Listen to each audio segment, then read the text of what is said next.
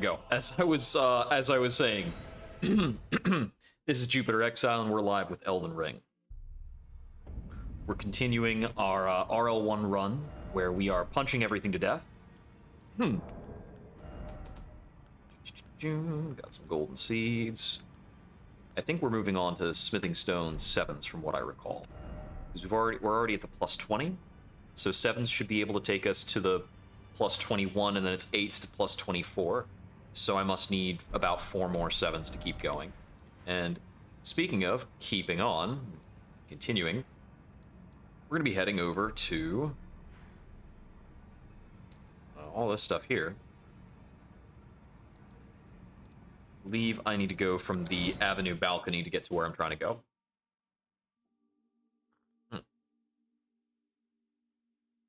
So we'll be going onto the rolled lift.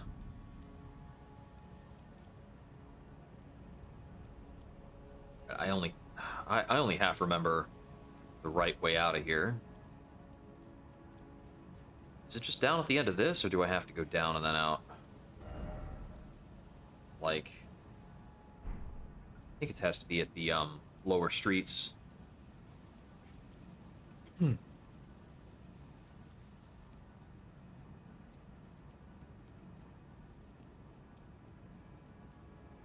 Because like, it's down here is the correct route.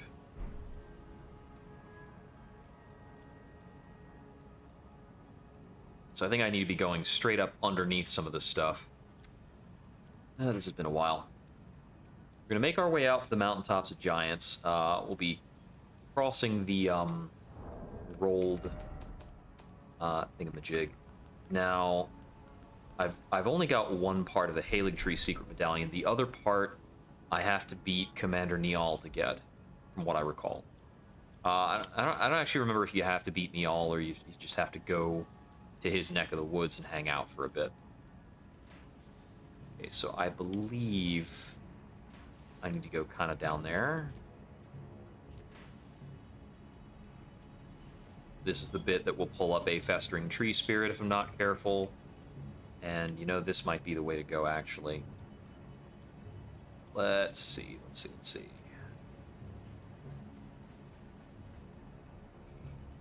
Whoa, hey there. Grabby hands. No, thank you. Are we going down this way? Let's see. It's generally safe on these rooftops. If I want to park for a moment, check the map. And the map won't come up. It doesn't want to cooperate right now. So let's just take this. It's a down, up. Okay, we're going up. I guess we're going up. Upwards it is.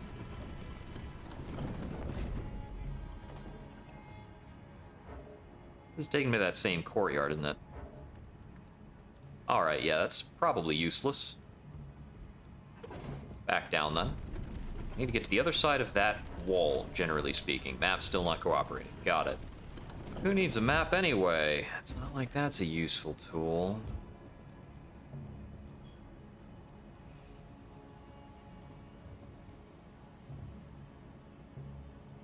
Right? Alright, let's see.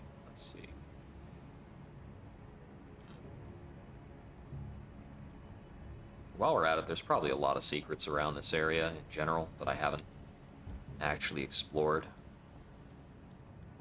It's just worth mentioning in brief,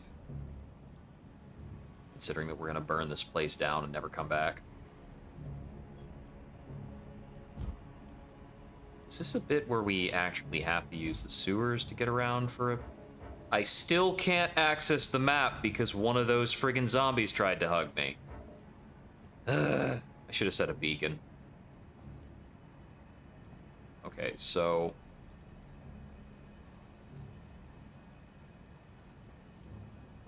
I need to go east. I'm trying to get to the opposite side of that stuff.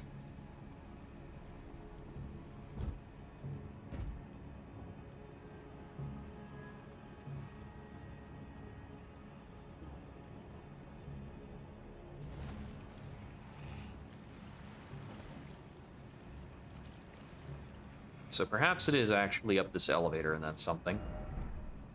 Right, visions of an ambush. Well, no idea what that's even about.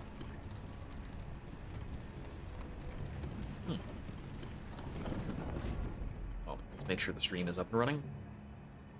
Alright, looks good. Back to it. Okay, so...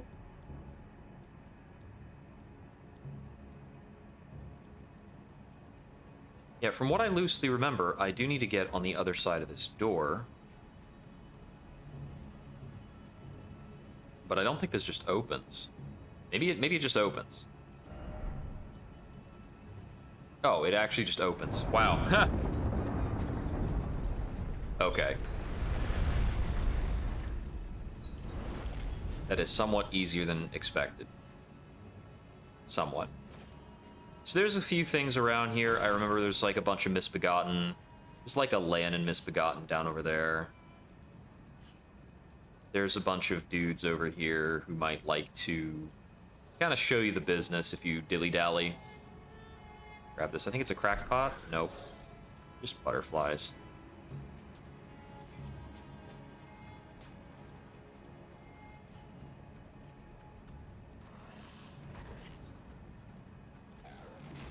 And then over here we can proceed.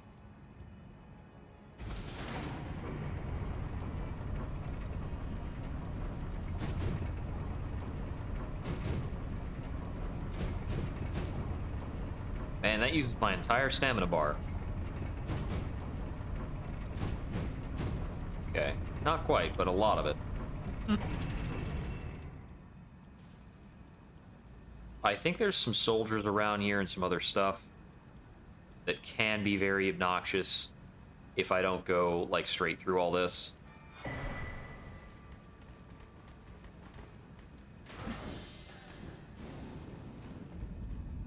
Yeah, there's like that knight over there on the horse. There's the knight on my left. I think something might have tried to shoot an arrow at me a couple times.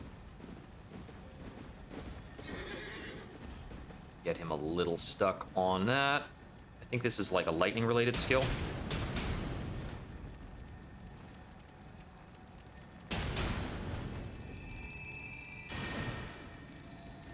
Oh. Never mind, it's a giant troll. I think I can kill that twice to get something, but it's not worth the trouble. I don't want to get thrown off and suddenly killed.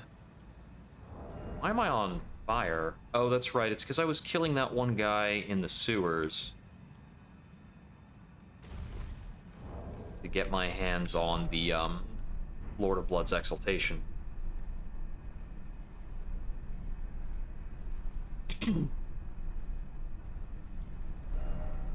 Yeah, there's a fork on that path up there, which leads off to one of the Divine Towers, but we don't care about Divine Towers at all for this.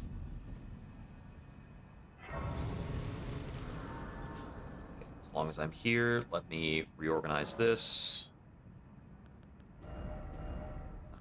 So we want to keep using Warcry on cold.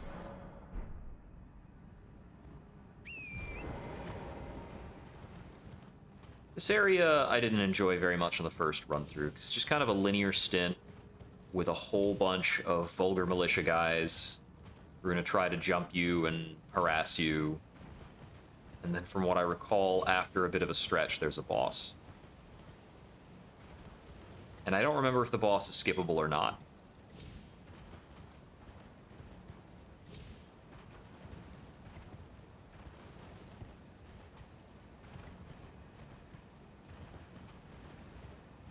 But either way, we're taking a fairly narrow linear path.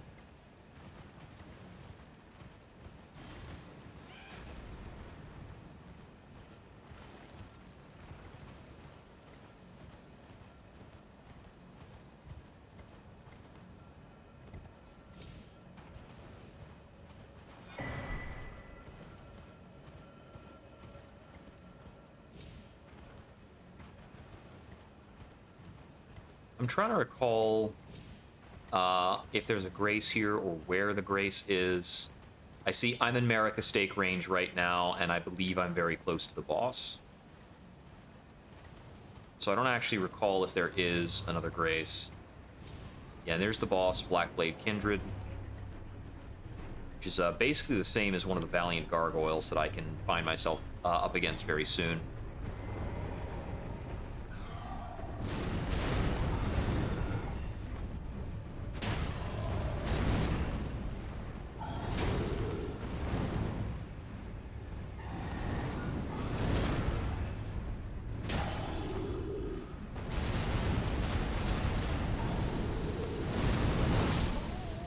Pain in the neck.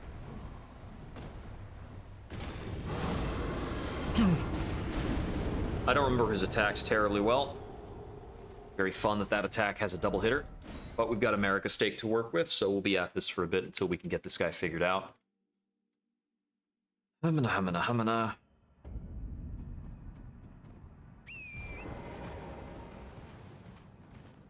I really think he might be skippable.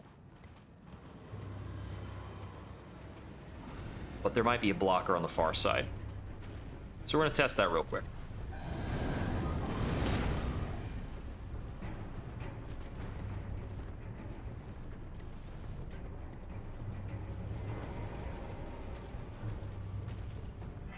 It looks like nothing actually stops me from just walking past him and tagging the Grace. I mean, he killed me, but who cares?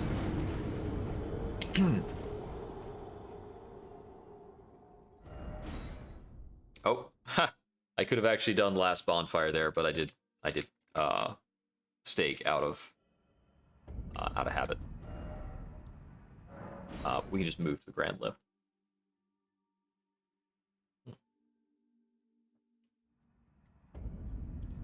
Here we go. Moving right along.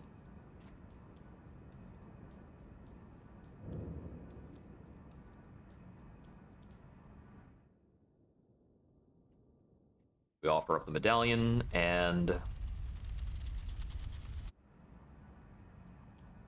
this brings us to mountaintops.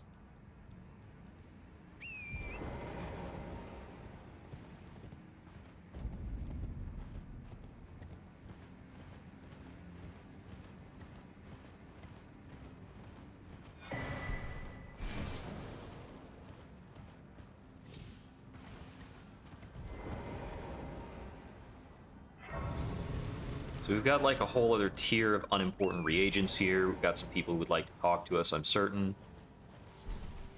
There's some more ruins here, I believe is host to the dungeon where I can get the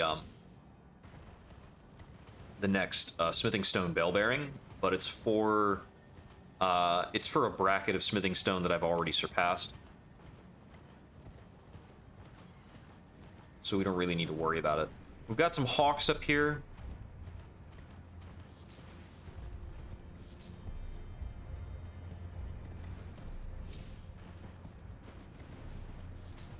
All sorts of new, mostly unimportant materials.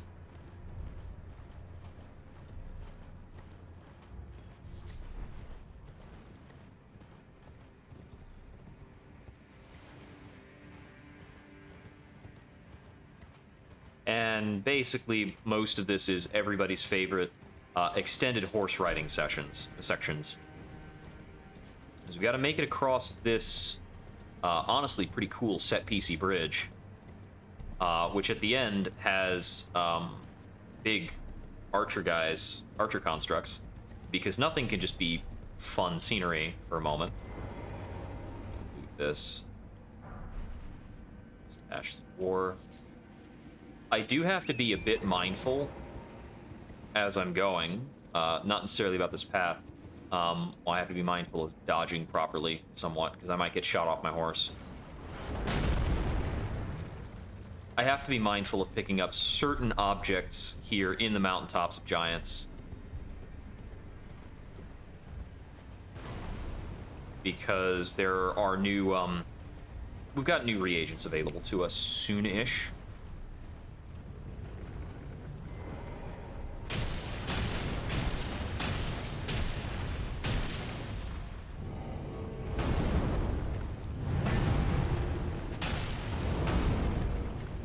I don't have both my hands on this weapon.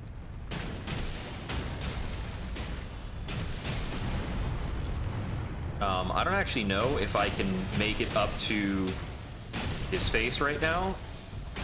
So I'm just gonna kill him in the knees before like the critical animation takes me off the ledge and I feel like a fool. Okay. That will free me up a bit. All of those arteria leaf plants like that, they are not reoccurring spawns throughout the game. Like, I pluck those leaves off of that plant and it is dead forever. Somebody thought that was a good idea. I'm not sure what you're good for, but I should probably have it.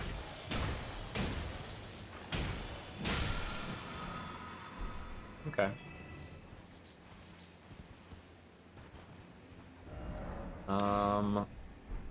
It's still going. Ah, here we go. That's the way up.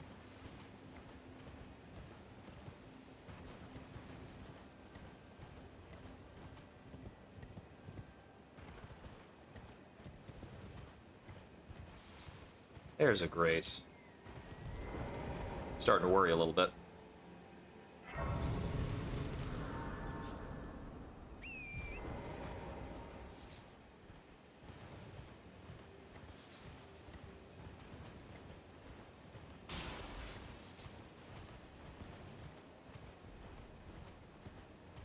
I think fire blossoms are handy. It is I, Lieutenant. We're almost there. Castle Sol lies just off to the north, where the other medallion is housed. It will grant passage to the land of the healing tree. Alright, so we got that notion from Lieutenant, and little furtherance of that side quest.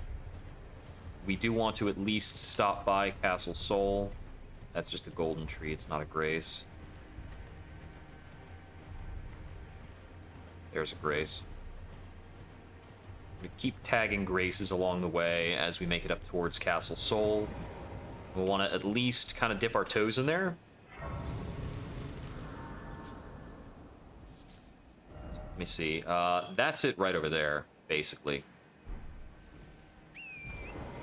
So I'm going to go tag Castle Sol and grab a Grace near there. And then I will be probably just making my way across the frozen lake.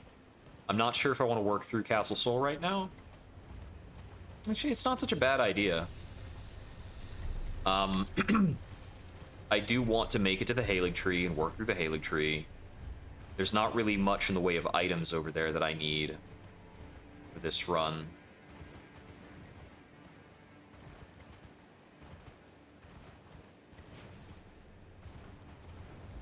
But at some point, I will want to go back and fight Melania. Also, the route to the Halig Tree. The route to the Halig Tree is also necessary in order to face Moog without completing his side quest. And since we've upgraded weapons at all, then as an RL1 character, we're basically obligated to go to the Halig Tree area. We're not going to be able to complete Moog's side quest to any reasonable extent.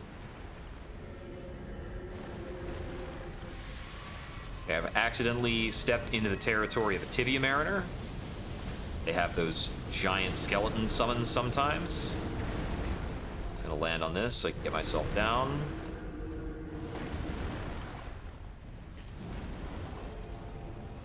Oh, oops. It's nighttime? Oh, I didn't realize. Might as well fight. That was quick. This is nighttime? I guess. I didn't know there was a death bird up here. Alright. Well, if you're playing through to a more completionist extent, please note, there's a death bird around this vicinity, like on the way to Castle Sol, and there's the America stake for him. Oh, he's still coming. Okay. Shoot, man. If you really want to fight, I don't have Holy Order pots.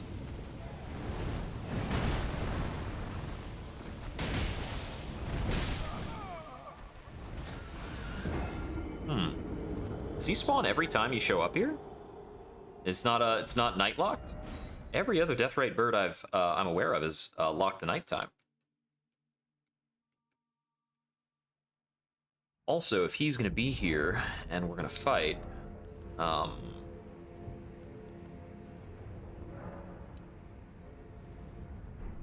might want to make some holy pots. I don't have Sacred Order pots.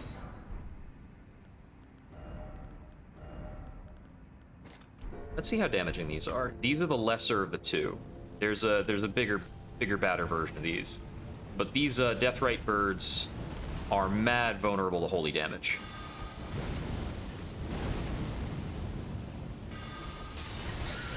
$1,200 damage.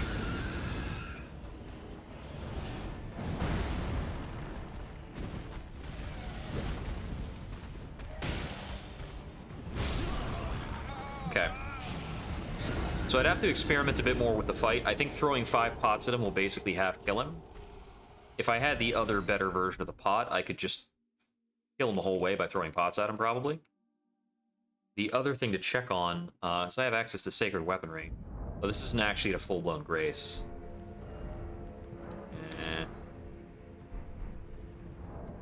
So I can't change my Arts of War for this. I'm gonna try this a little more, just for laughs.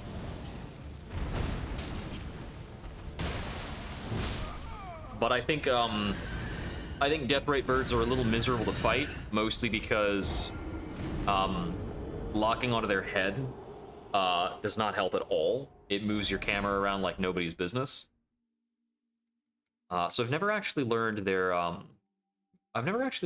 attack patterns either, and it seems this one, because he's a higher level version, is very keen to throw down some nonsense.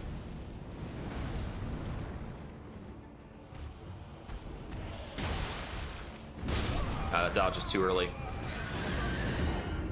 I see he's inflicting a lot of frostbite on me. Oh, his neck is cracked and split open. And that's showing along his back. Huh. So many things in the game have split open appendages.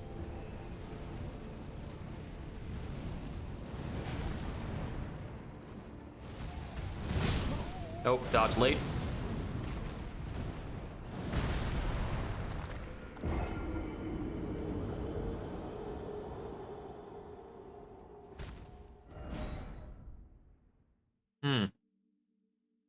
They've got 5-fingered feet, which is unusual for a bird.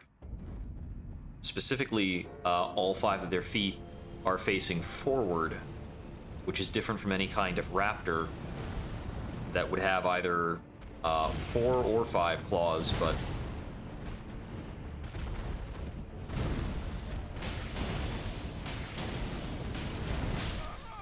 okay, he finally made a small pecking motion. I think the part of the trick of this is the small peck is very difficult to read. I think there's maybe a small foot movement that indicates it. And I will naturally put myself in a spot where he can hit me with it.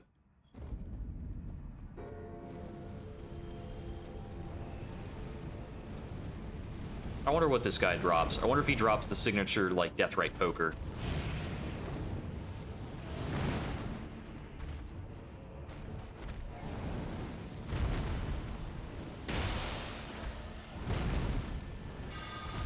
Oh, whoops.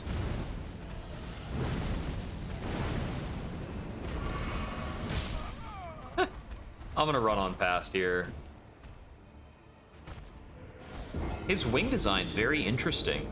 There's like, oh, it's like little ghosts kind of stuck up in there. Nice, nice. I think the other death birds don't have that look. I think they're lacking the wings. It's naturally giving him more attacks as well, because they can't do flying stuff. Excuse me, buddy. I really need to be on my way. We've got a Fulgur Bloom source. There's a walking mausoleum.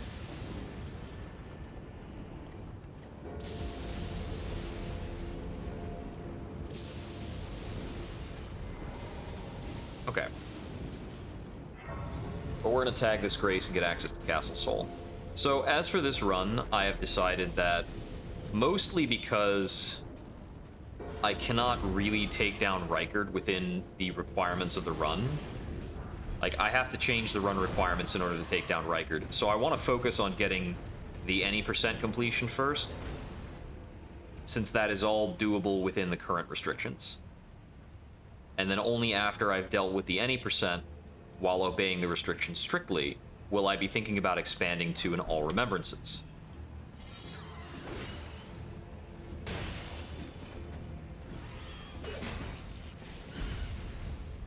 That's right. Okay, I remember how to fight these things. Fighting these things with fists is a puzzle. I feel like there was an alternative entrance to Castle Sol that I don't remember. I feel like the front door was not actually my option when I last came here. I might have jumped in from the cliffside or something. It's probably a spot to do that. Either that or I had just gone this way and gone, like, through these various parapets. Is parapets the right word? No, parapets is not the right word for those. I don't know what the right word is for those. He can get up here, can't he? I was just gonna call that a 50-50.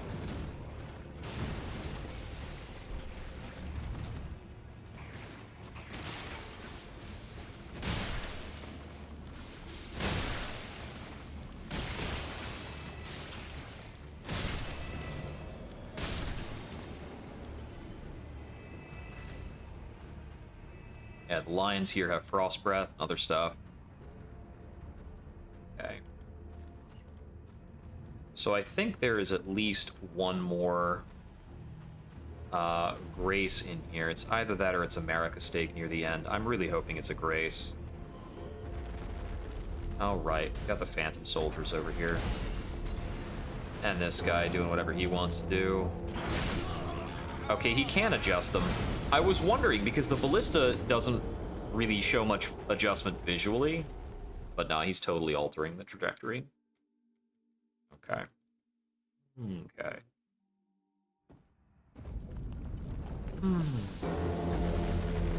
Experiment a bit more with this initial run.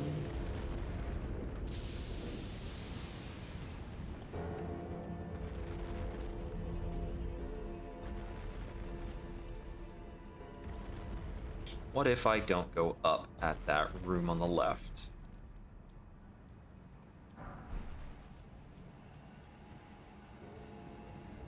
Does this lead to anything? Okay, that is just an elevator that hasn't been brought down. Can't move it. Okay. So that's a shortcut that we can open later. Pretty sure that we really need to be setting this up.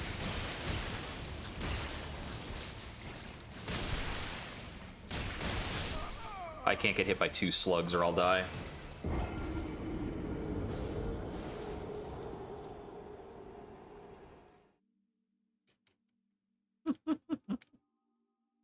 I'm not sure which way is the faster way. If it's faster for us to take the straight route and deal with the bird, or if it's faster for us to take the ballista head on. I stumbled on a rock. Is that going to get me killed? Maybe.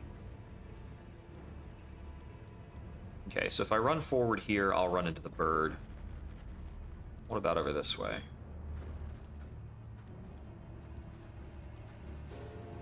Okay, so this will net me an item. And I have the option of jumping down here, which is the other path I was testing out anyway. So if I go this way and I have the run-in with the bird, I feel like there was a ladder on the left wall or something. Maybe not. Where does the bird actually trigger? So there's also the door that's right in front of me that I can be attentive to. And I think along the right-hand side is the option to hop down for that elevator, which is not a great plan. Okay, there's the bird, now aggroed. Okay, there's a closed door over there. That's the drop down for that. It's up over here. I think there might be an enemy in this room. No? Okay. Not quite yet. All right, we've got phantoms here, and the game very rudely decided to ignore my jump for a moment.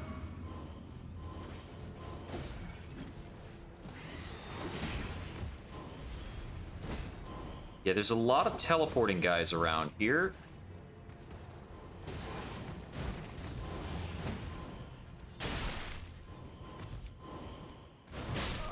Okay. So the grace we're looking for is over there. There's no ladder there. This is definitely the part of the game where I think actually killing things is really, really obnoxious. So I'm mostly going to be trying to avoid having to do that. For most enemies, I'm probably not going to kill things unless they are markedly alone. Or I have like a really good chance to wear something down. So yeah, we can run straight through here. Hook a right, go up the stairs. We could theoretically fight the bird inside of this building when nothing else is bothering us. Okay, there's a grace up there.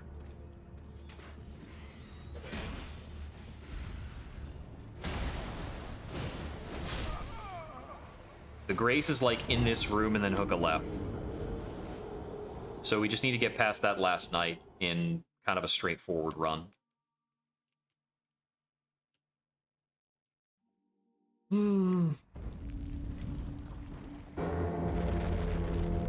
Yeah, the shield slam I think is a little difficult to avoid if you're not looking at the guy who's using it.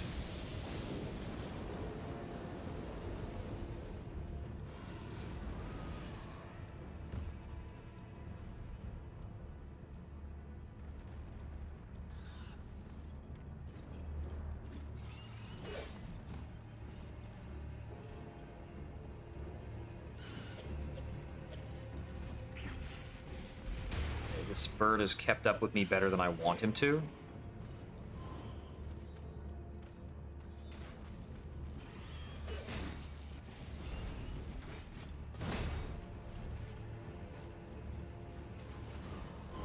There we go. Got it.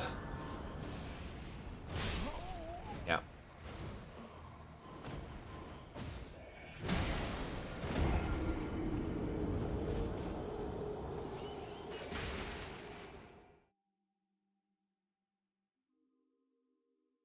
I don't know exactly why it is Castle Sol is full of these phantom dudes. I don't know the lore on these guys.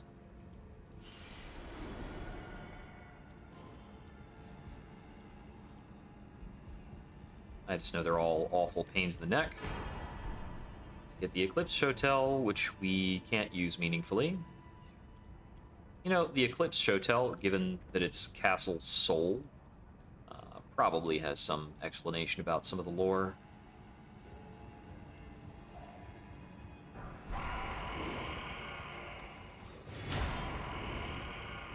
Perhaps it's a little obnoxious of me to make a comment like, I don't know the lore on this, and then not do anything about it.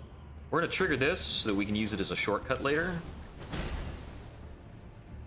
And then up through here is Commander Niall, who is a very challenging fight.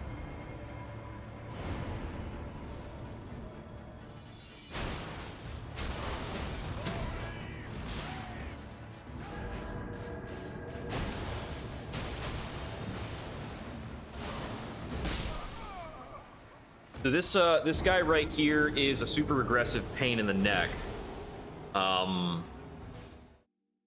Especially when he starts catching buffs and things like that. I think dodging forward into him, maybe he couldn't have auto-corrected to that extent.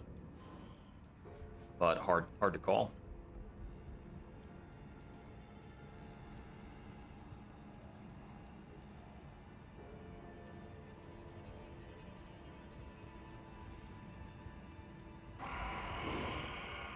Screaming Alvinoric in the basement. But this is the run to Niall. It's not that bad. We'll have some guys behind us, but we're generally not going to get beat up coming in here.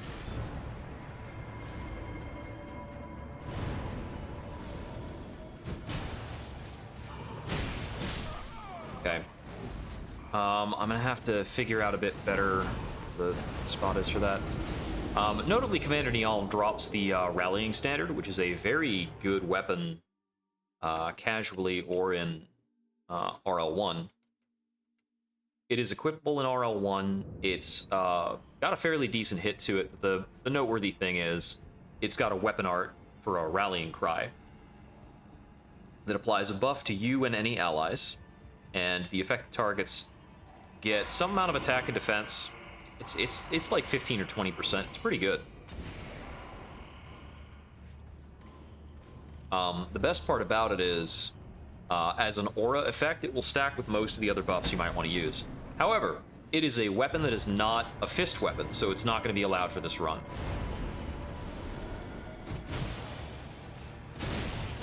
Okay, I wanted to see if there was any way I could stage it out to hit the triple punch on that guy as he's coming in, but it seems the best we're going to do is the double punch. It's either that or we do 2 jumping attacks. Maybe just 1 jumping attack might be the best we can get away with. The last time I fought this guy, I was just using Hoarfrost Stomp to get through it. I think using Hoarfrost Stomp or Fist of the Redmanes is a pretty popular... Not Fist of the Redmanes. Flame of the Redmanes is a popular way to get through this particular guy, who is just a raunchy pain in the neck.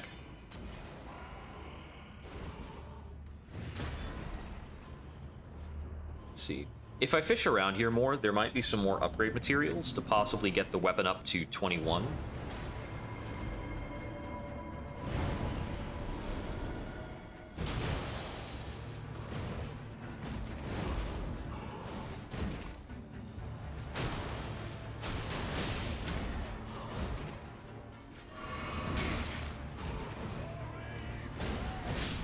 Yeah, so the attack patterns for this dual-wielding sword guy just kind of keep going, and they march him forward a lot.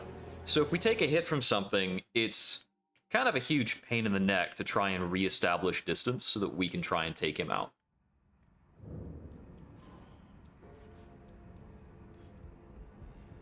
So certainly the trick of Niall is being able to take out his minions and then fight him effectively. And he is also a pretty challenging fight. He's got several really obnoxiously big AoE attacks that will one-shot us. So just every step of the way, this guy is kind of tricky. I've also been forgetting to use a flask, which is maybe a big deal, but part of the reason why I'm forgetting it is because some of these guys will try to kill me if I try to drink. So we'll probably be drinking a flask on the way in.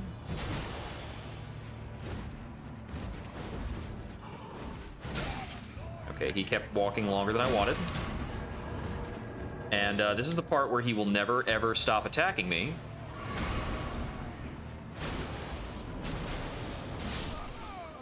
To systemically deny me any healing unless I run to the other side of the battlefield. So they've got enough armor to not really stagger with most of what you do. So I'm going to have to be able to get this done through a series of leaping R2s. And it looks to me like... we're also not going to get a stance break from a charged R2 into a leaping R2. Might take 2 leaps. See what we can do.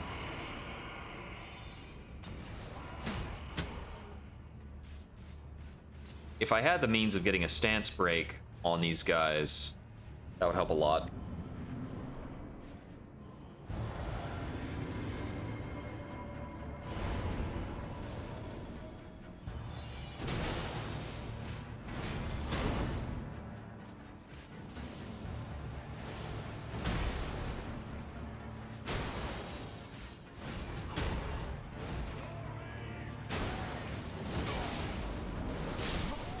Yeah, that attack is the flippin' worst. So I backrolled out of it and still got... Well, I didn't backroll out of it. I rolled through... I thought I would roll through it, but the actual hitbox is delayed or it's got a secondary hitbox. So we're going to have to backroll on that and then deal with his follow-up, which is this crazy whirlwind nonsense. I think for the crazy whirlwind nonsense, we need to dodge kind of past him and to the left, as it looks like his blades are dragging along the ground on his right-hand side, which means if we try to dodge straight past him or dodge on his right, we'll just die.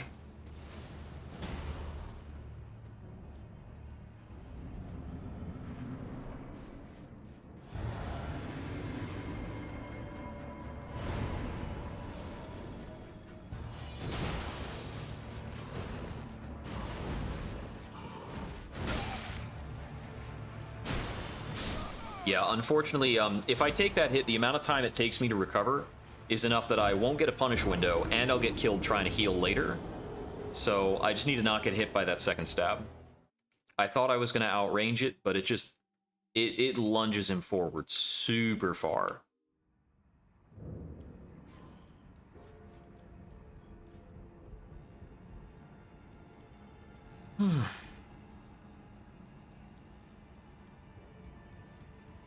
Despite these enemies in this area being very Frost-themed, I think Frost is still a decent option here. It's not super great. We might want to try switching it off or changing something. Because I don't know whether or not I'll actually get a Frost effect on this guy before killing him with damage.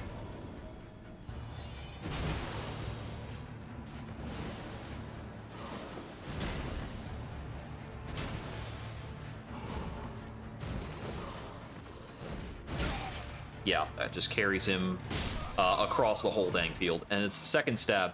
His first stab is more or less made while standing. But he just slides right on in there and gives you the business. It is the end of a combo, so maybe I can dodge it and then do a heavy attack.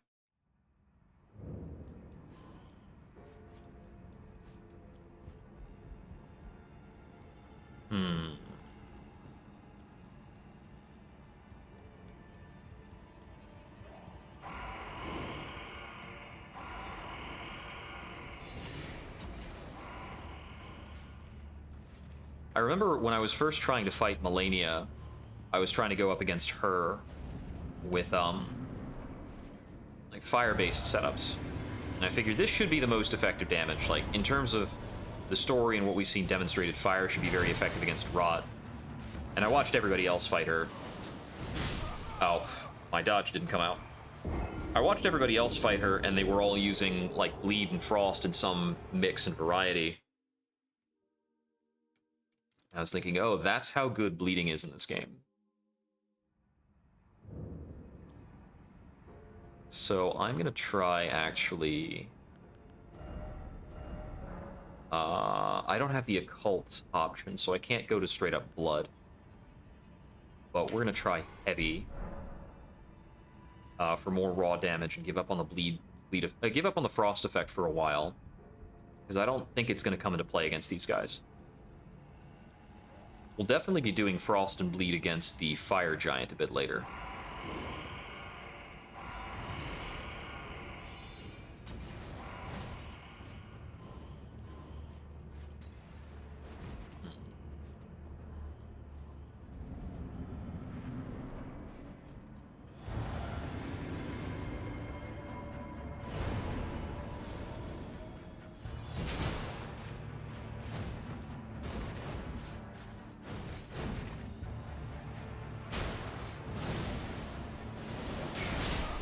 Okay.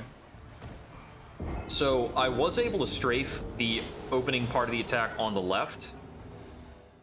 I think I got hit by some part of it, and then I got killed by the shield guy coming in. I'm not sure exactly what part got me.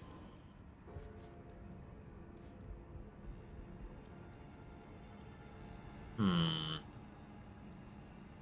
don't know if there's much I can do about that better, except for dodging back and trying to build more distance. And then waiting for a pattern that I can exploit.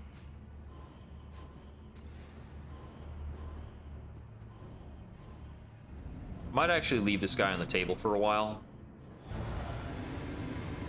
Because beating him does not get much for the run. And he is awful. I forgot how that pattern worked, so I just wanted to give him space.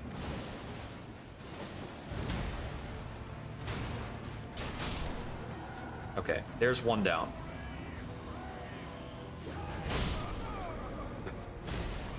Yeah. So I don't have a safe in against the guy with the shield at all. So I'm going to leave this be for now and come back to it later. We're going to keep progressing the other area that we need to run through, which is over here at the freezing lake.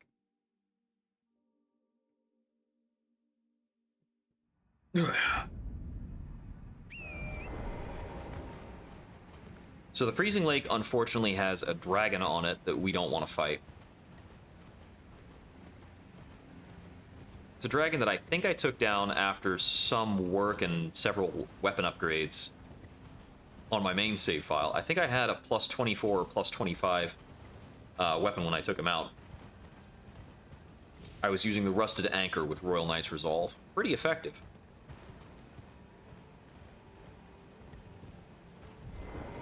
We're going to open this up just to have an extra grace here,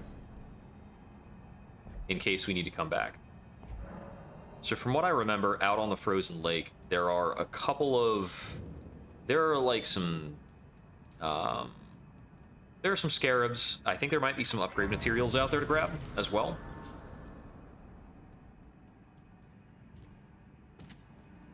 Let me see.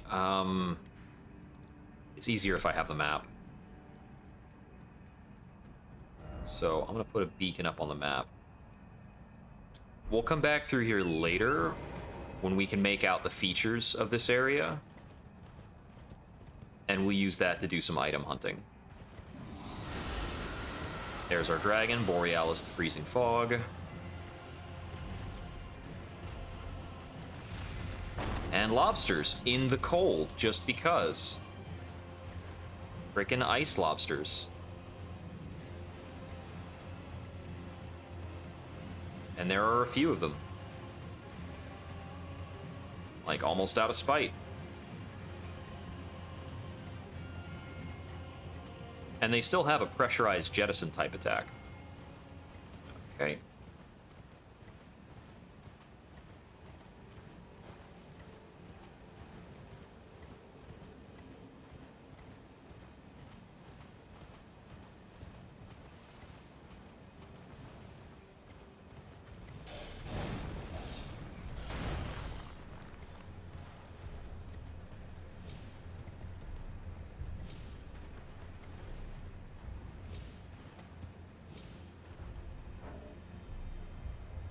That should be our heading for the map, but I feel like there might have been an easier grace or a halfway point I can use as a bit of a landmark. All right, here is an Everjail. Don't care about any of those on this run. All right, okay. Got it. Yeah, oh, there's a grace at the beginning of that camp.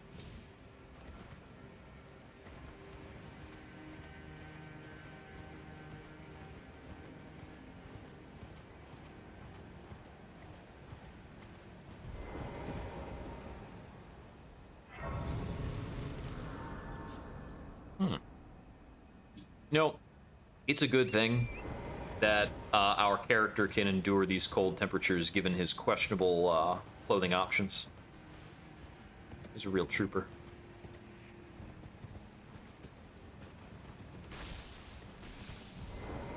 What is this place? I don't remember this one. Guardian's Garrison. Okay, there's definitely some materials up in here, if I search through it. I think I remember reading about a few things being around here. Freaking dog. There we go. I don't know if that jump is makeable. Like, go around the side? It might be. Let me take a quick look around here. This is a really short area from what I recall. Like some frenzied flame guys, some animals, butterflies. Ow. That's hot, man. Yeah, I think if I get high up here... Was there a ladder somewhere that I missed? I might have missed a ladder.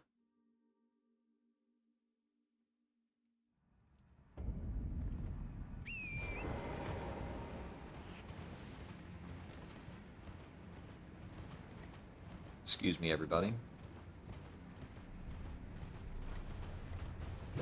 So there's the garrison there, but I'm pretty sure I can just ride past the garrison as well. Over in the direction of the map. Here we go. These long chains reminded me very much of the what's it called? It's in Dark Souls 2. It's one of the DLC areas. It's got like a giant forge. Broom Tower. There are chains between the tower like this. Each of them stabilizing the others, I suppose. It's a little odd conceptually.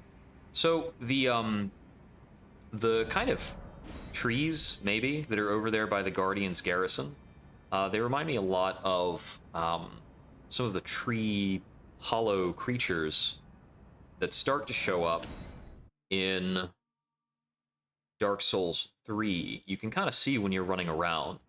There are a lot of people in Dark Souls 3 who appear to be turning into trees. And in terms of Dark Souls, that appears to be kind of a part of the cycle of the world. I think it has a lot to do with, you know, people being ash and returning to ash, and then that ash is then fertilizer for the return of the great trees. Or the arch trees. Yeah, they're arch trees in Dark Souls 3, as opposed to being great trees here. So you can vaguely hear some scarabs. I'm trying to make it out to this little island thing here, because I think I remember there being some upgrade materials that are kind of stranded over here. Pretty good ones. Might also be a weapon art. Okay, Borealis just has to show up.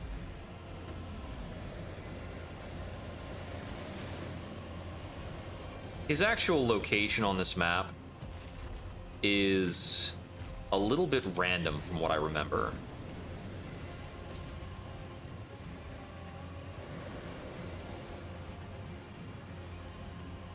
Funnily enough, also, when you get close to him, there's less fog. Dang it, it's just a golden rune.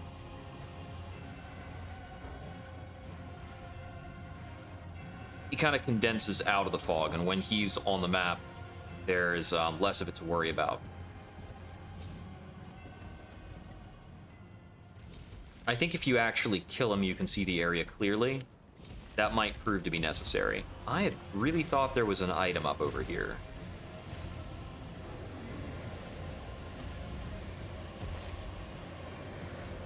Might be like a scarab or something. Well, he's also going to kill a lot of stuff.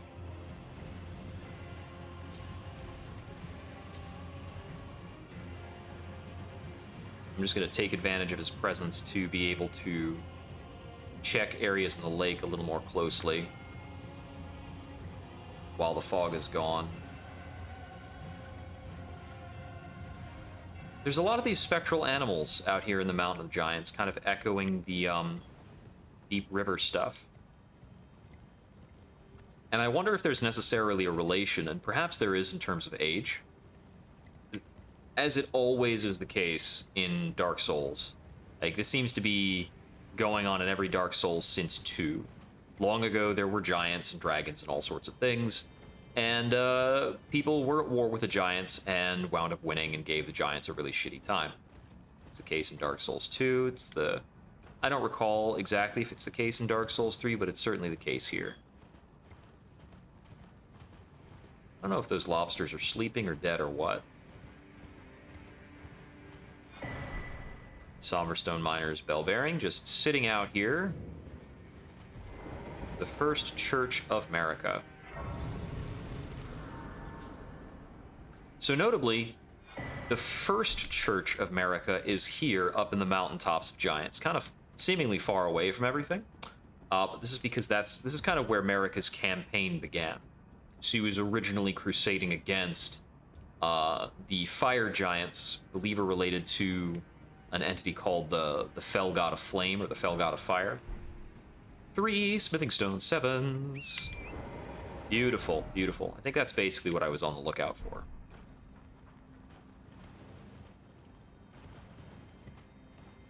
Okay.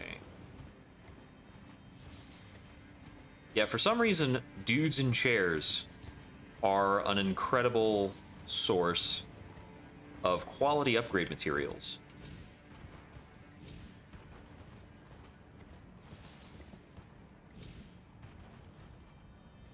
What's it called?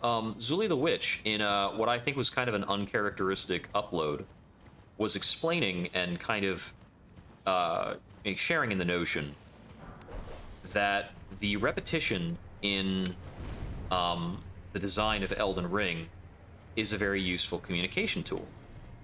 Oh, there's actually a way down on the other side of this Everjail that could have taken the entire time. Where's that Spirit Spring? Here we go. There it is.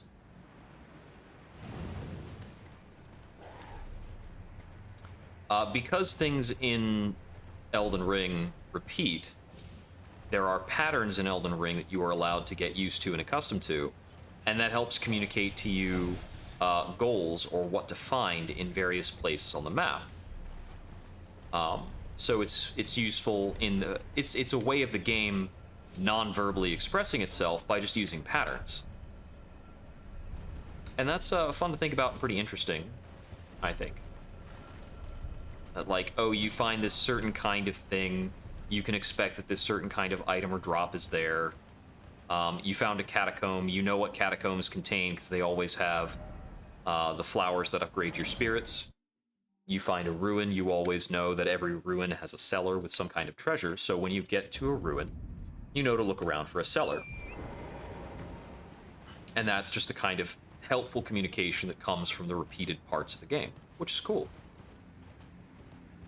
But uncharacteristic a bit of Zuli to talk about it, because almost all of Zuli the Witch's content is usually about kind of manipulating the programming to show you interesting quirks, hidden details, close-up views of character models. It's unlike them to opine about the game design without being about the technical side of things.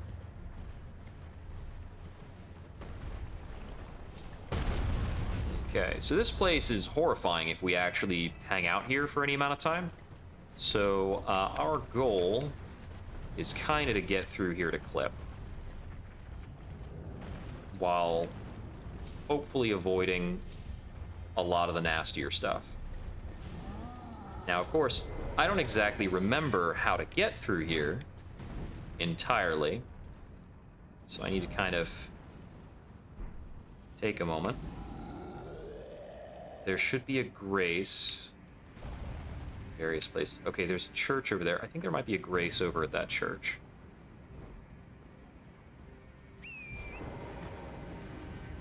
I think that's survivable. Yeah, we're good.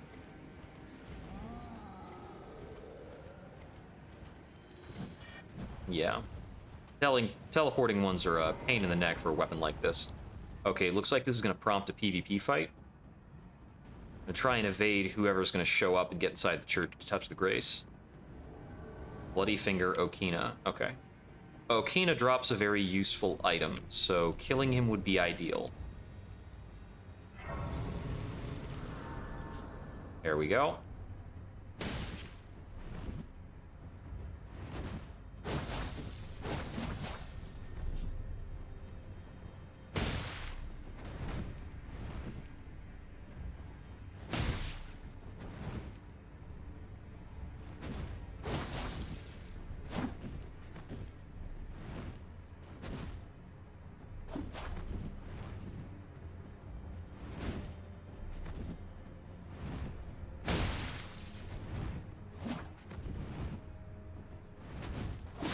Ah, dang it. Like every single PvP fight, our goal is kind of cheesy. We're trying to kill him almost exclusively using R2s. With this weapon, it's about the only way to get through stuff.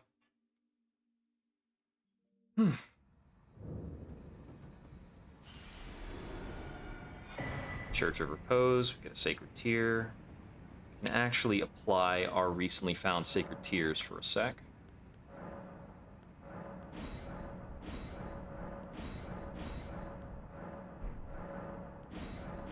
Yeah, doing that's not really important. It's just kind of completionist.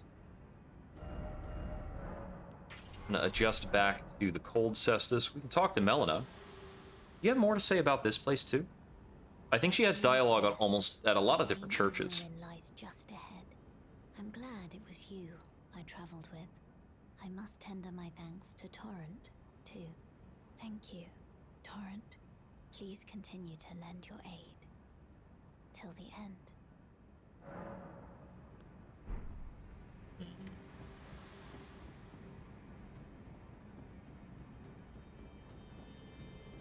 So if I can get into a fight with this guy again, I think we'll show up in a moment. There be blood loss. Yeah, he causes a relentless amount of blood loss.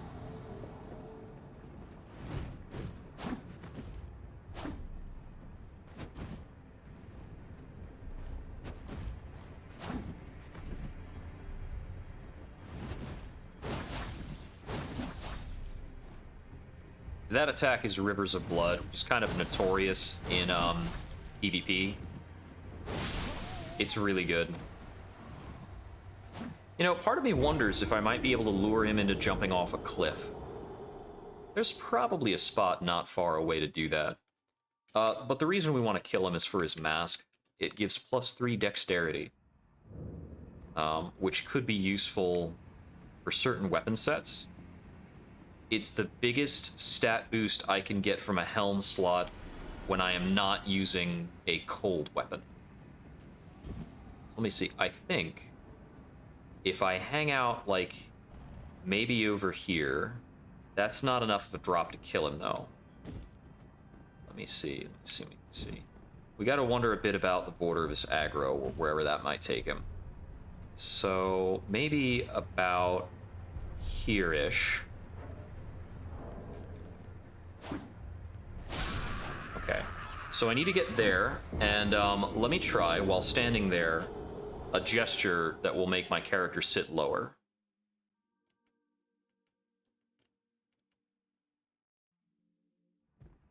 Now, getting back up afterwards will be something else entirely.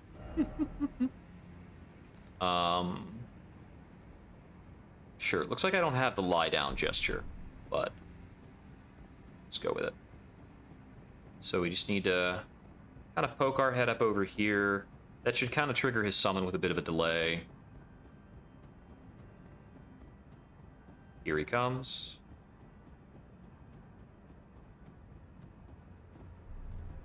And then kind of back over here-ish.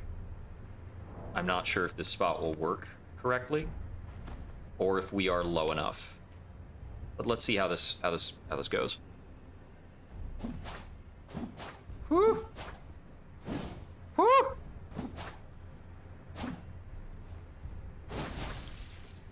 He pushed me. I don't like that. I might slip off.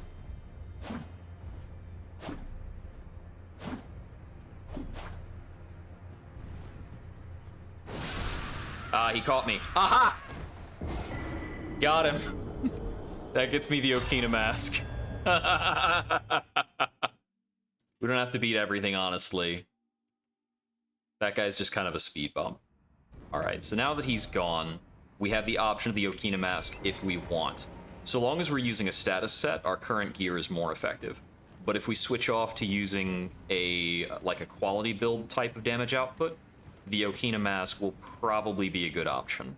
I think I'm likely to do that when I'm fighting up against, what's it called? I think I'm likely to do that against, actually, Radagon and the Elden Beast. Okay. I think... I can't recall if that particular church is the closest. I think there's another Grace over here, but the Church of Repose also works perfectly fine. And we can get through over here. And this will be our arena for the next boss. And there he is. This guy is tough.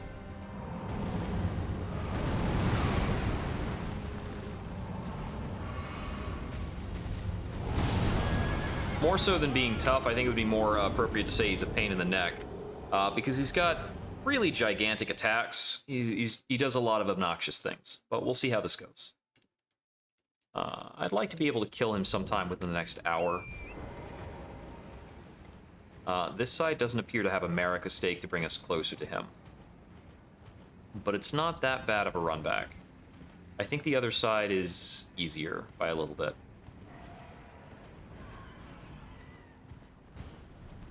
It's like a crow over there. Let me hoof it over to the other side of Grace.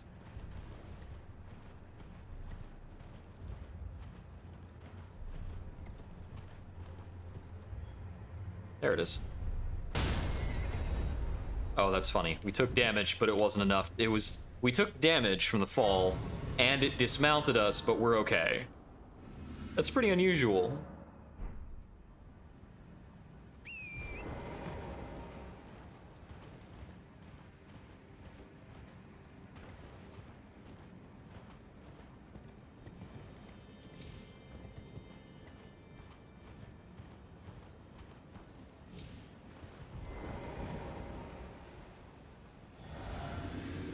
Bit of a drink on the way in.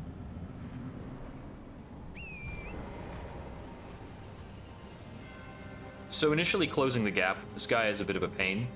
Once we've closed the gap, his first phase is usually pretty trivial.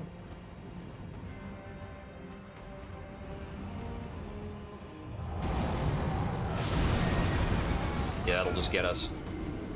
I think I might have been able to survive that by dismounting at the right time. It's weirding me out that he's actually taking longer than usual to do his first attack startup. I am used to him doing this attack from further out, and then I can kind of prepare. This is a slightly simpler run back.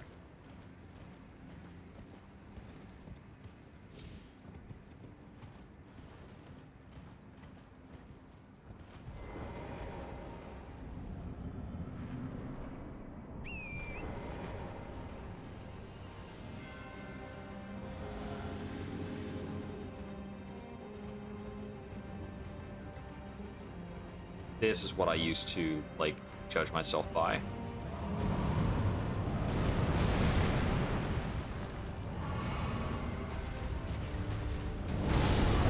Okay, so he keeps getting me with that. I'm trying to remember how I dealt with... Did I just run at him the whole time? I think I just need to go straight towards him. I'm trying to remember how I dealt with this before. And I honestly think it was just by running at him like an idiot. As much as you don't want that to be the solution, right?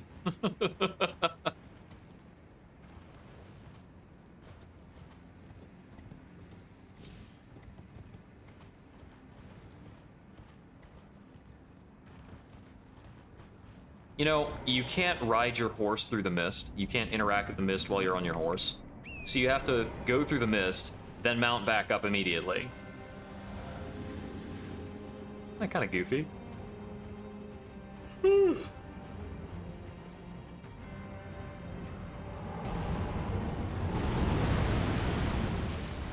There we go.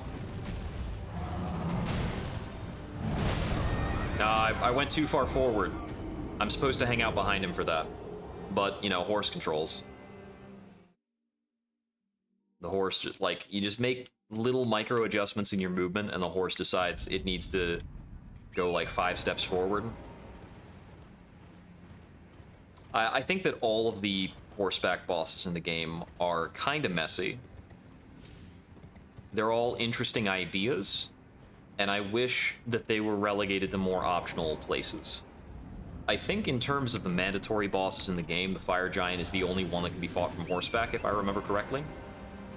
I think that's correct? Well, if it's wrong, then I invite somebody to correct me. That's perfectly fine. I don't need to be right about everything.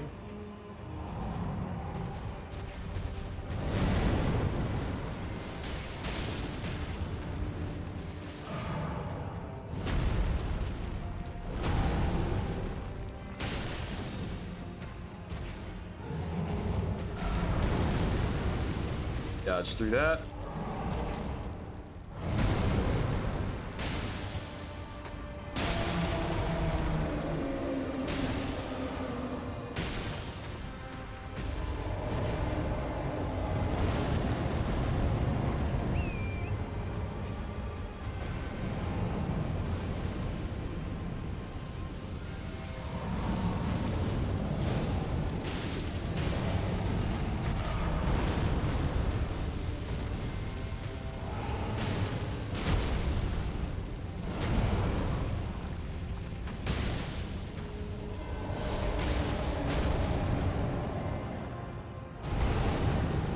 So I didn't actually realize he had one of those fireballs out, and that could have easily killed me.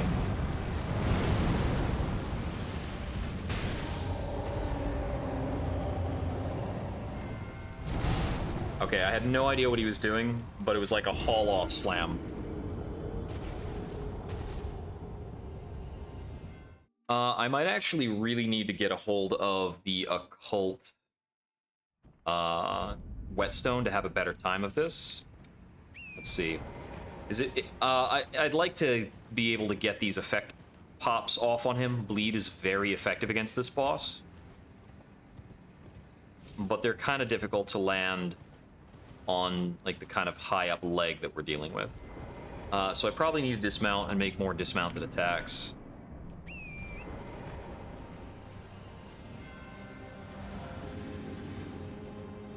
So, naturally this boss is too big for us to see most of what he's doing, which is just kind of a very unsatisfying thing that we need to deal with.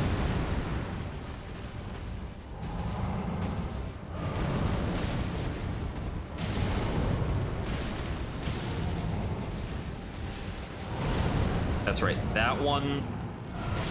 Okay, right. That swipe will correct to follow us if we go up or down, so we have to get in before it comes in, or give it its space. I was hoping to jump over that. The backup slam is one where we actually give him his space. Come on, call out the horse. Most of the rest of the time, we want to just hang out, smacking around his right foot. His first phase is in 2 parts. So long as he's got the little brace that's made out of bones and his own hair, as long as that brace is on his right leg, he's gonna keep fighting in this way. And then once that has been broken off, he'll transition to the state where he's using fire attacks.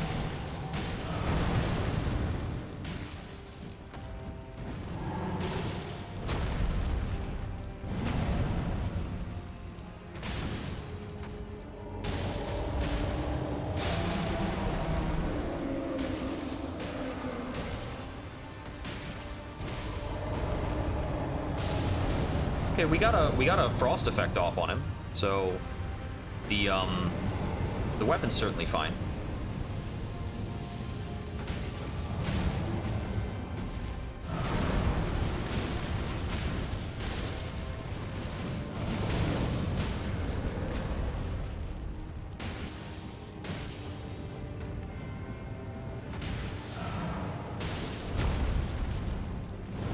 So we actually got a stance break on him for a bit there. That's kind of neat.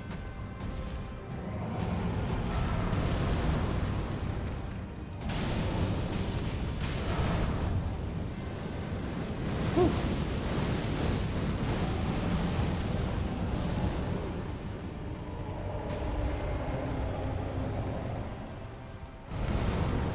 So we need to run away from this slow-moving fireball unless we can kind of trigger it. He can also shoot fire blasts at us that we need to avoid.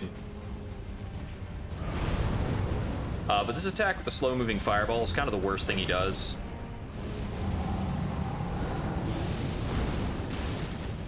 Because it just kind of annoyingly forces us to take distance and prolongs the fight. And we screwed up that. We needed to be underneath him.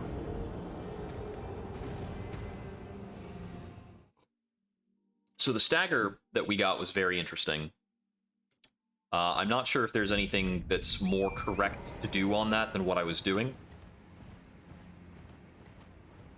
So any kind of power stance or dual wield setup is not very effective while on horseback, and we're pretty much relegated to horseback for this fight.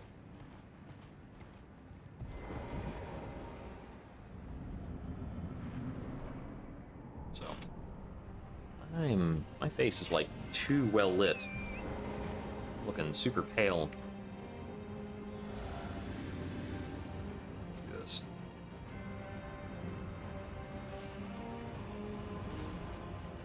Oh, well, that didn't fix it very much. It's just the lighting at this time of day. Okay, we were too close because I think I paused too long or something. So we got hit by the upturn of the giant freaking basin that he's carrying. In phase 2, he's not carrying that giant thing, but it doesn't matter because he'll be in it doesn't matter much, because they'll have a whole different set of attacks.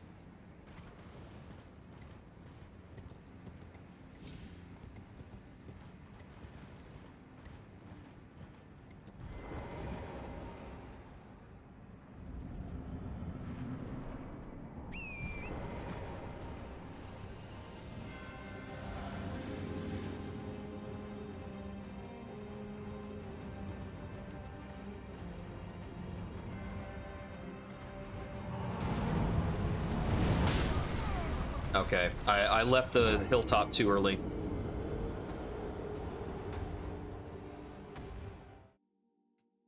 The last time I was doing this, I was using the Bloodhound Curved Sword to get off some attacks on him,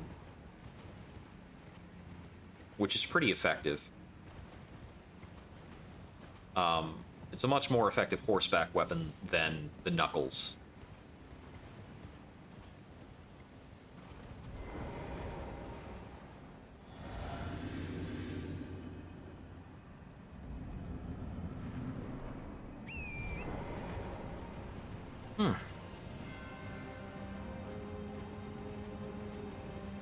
Right, I drank on the way in this time, so good on that.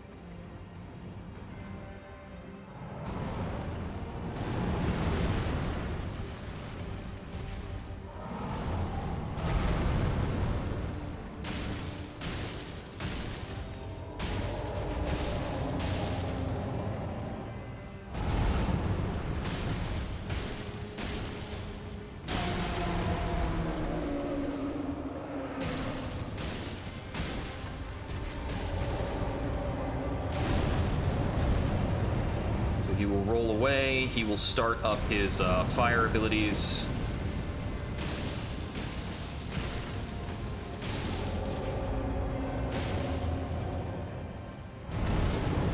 He's got some weird elevation going on right now.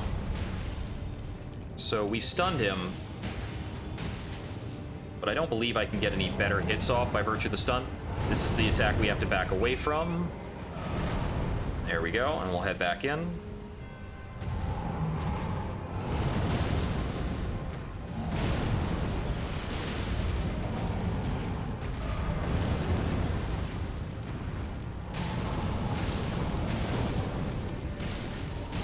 Okay, he's called out a fireball, so we need to give him some birth. And anytime we need to do that, we just gotta hope that he's not doing an attack that's gonna punish us for moving out from under him.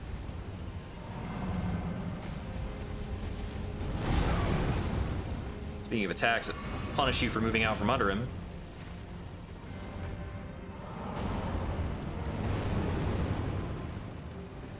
Okay. Tenuous, but we got there.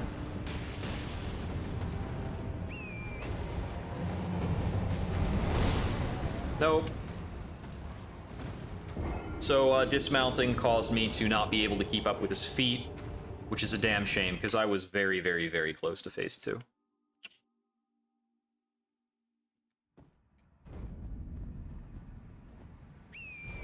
But this guy is not a boss who is decided by, like, reactive, clean gameplay. He's a boss who's decided by kind of this overall positioning and his own weird tendencies. At least until you get into phase 2. Phase 2 is a bit more traditional.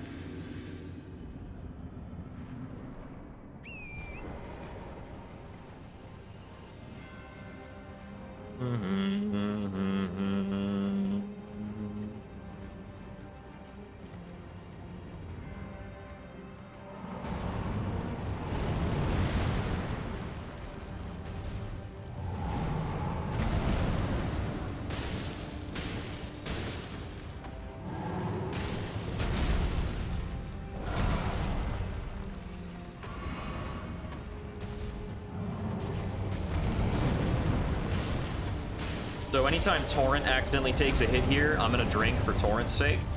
Because drinking also heals Torrent.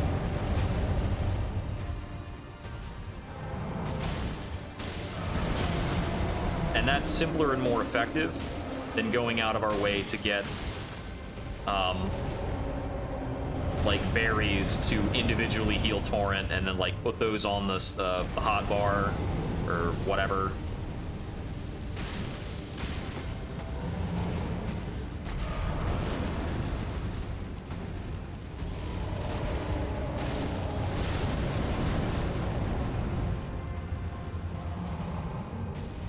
he's gonna step over us on that.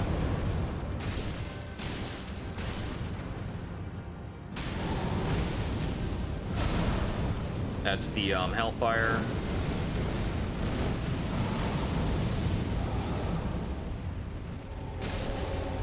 That's the one we have to walk away from. He almost killed me. Anytime he calls out the Fireball, you're gonna have some close scrapes.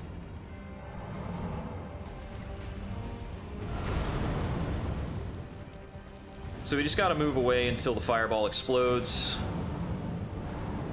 Now we can think about how we're getting back in. This will get us back in.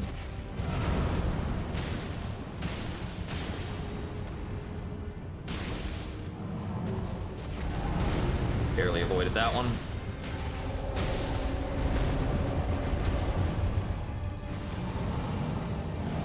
That's gonna miss. Oh no, that's him calling a Fireball, isn't it? Okay, that hit Torrent. He does not have a Fireball in play. And now he has a Fireball in play. So we were actually safe. Because I mistook his attack.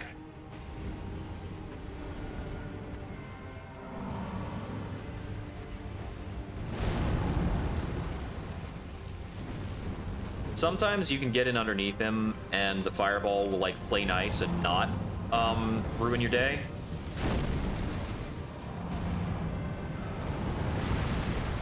Heal Torrent again. I think I can make it in on this.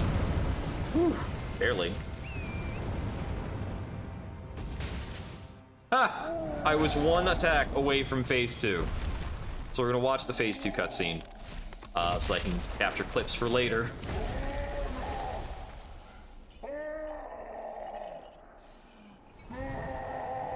Now, I do think this is pretty gnarly and metal AF.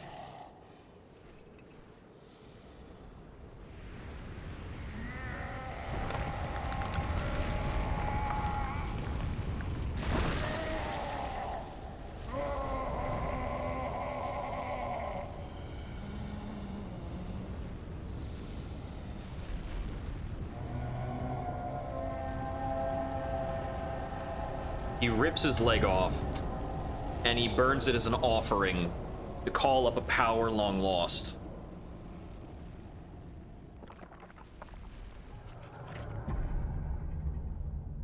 That set of eyes is the influence of the fell god of flame. The peculiar eye pattern of this kind of like swirling fire.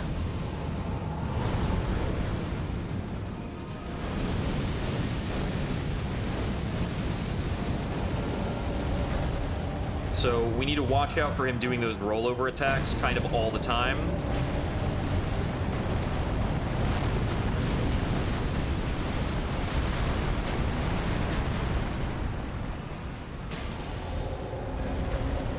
So whenever possible, we want to be attacking his left arm.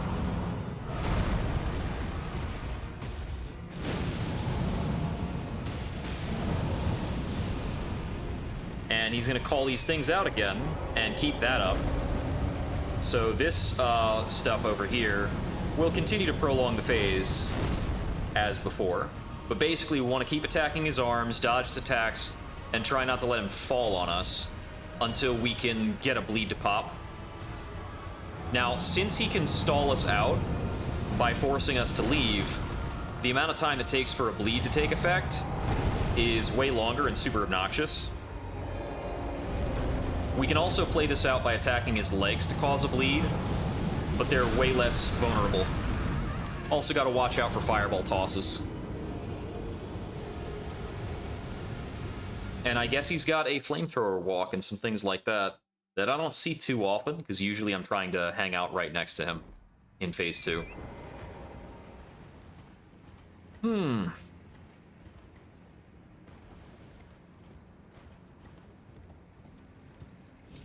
Yeah, most of our goal for phase 2 is do not let him roll on top of us and keep in contact. It's going to get tenuous every single time he rolls away. And we have to be able to keep it up for a decently long time.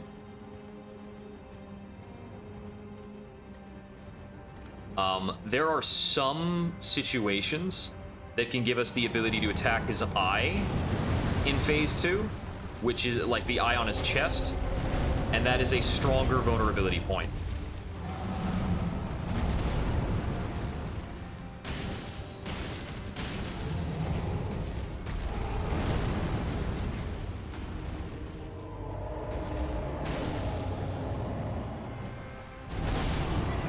That hit me. All right. So unfortunately, the slopes and cragginess of the terrain sometimes makes the boss handle in a very unfun, unpredictable way. It can make it difficult to judge distances because he'll be stepping forward or pulling his leg back across and up a slope. Or sometimes a slope will cause his hitboxes to behave in kind of strange ways. The one benefit is we can sometimes use those things to help line of sight his ranged attacks or to jump over other problematic attacks.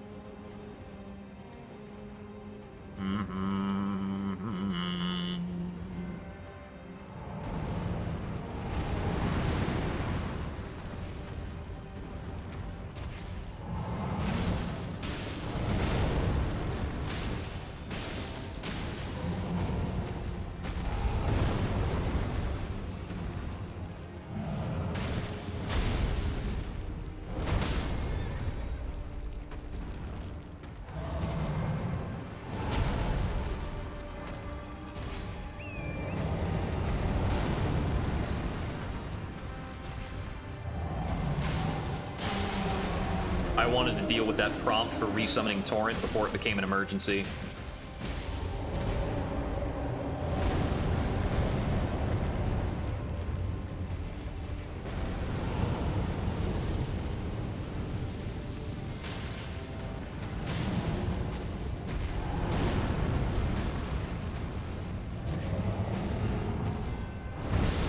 So I wanted to move back from that, but because I kind of slipped off of a cliff, I lost my momentum, so I could not turn around as freely. If I had reacted to that with a double jump, I would have been okay. But it took me a bit of time to recognize the attack, and the terrain just kind of goofed me on it.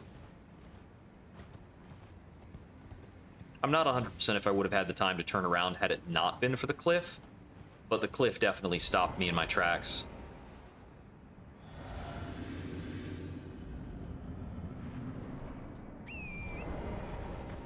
I don't need this.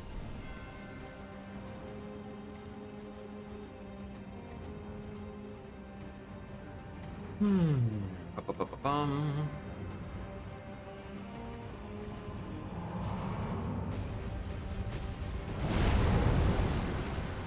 He opened with a different attack.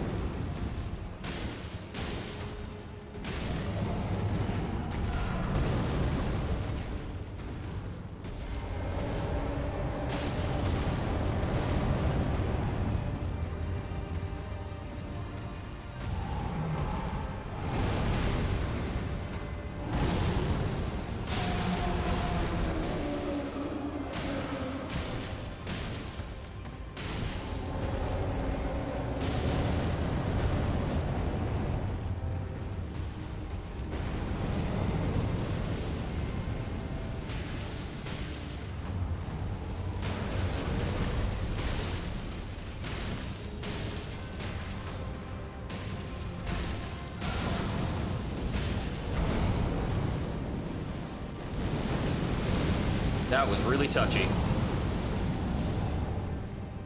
Okay, and he followed it up with the fireball. I heard that. We gotta wait a bit.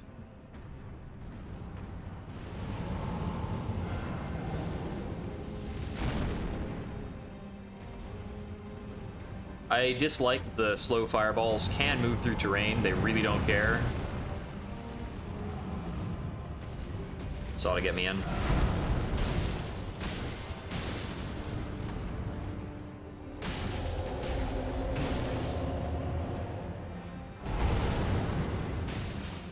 we go.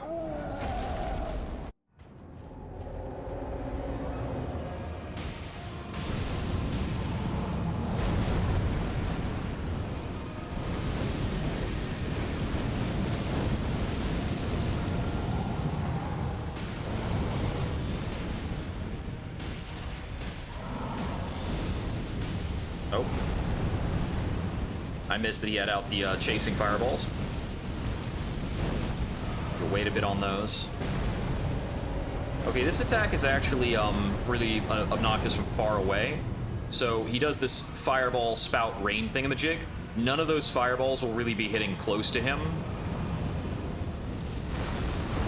So our ideal for that attack is actually just to be underneath him.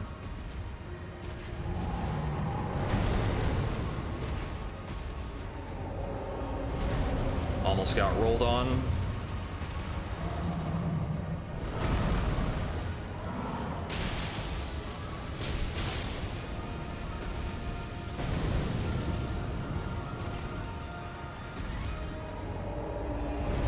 Almost got rolled on again.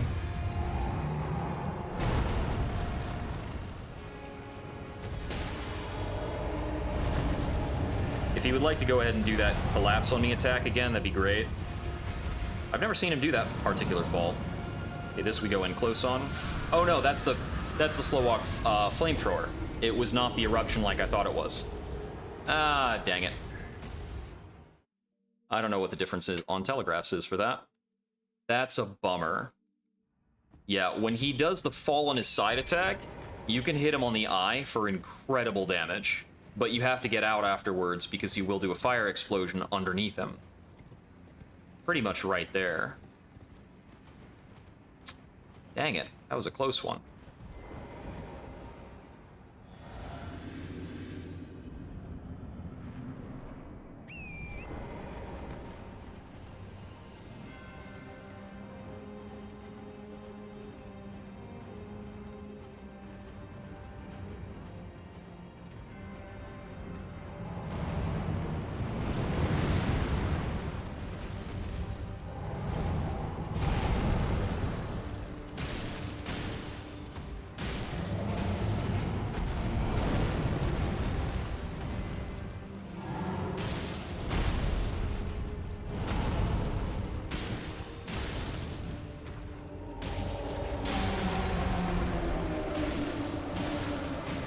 You may notice that this boss takes, like, enormous numbers of damage.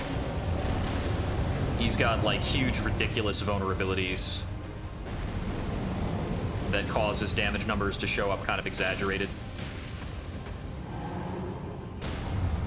And also, like, utter truckloads of health.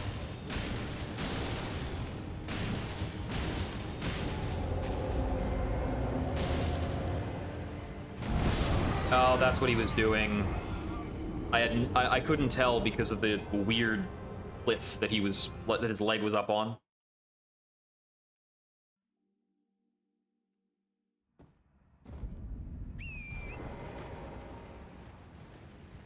I think if this is a particularly tedious boss.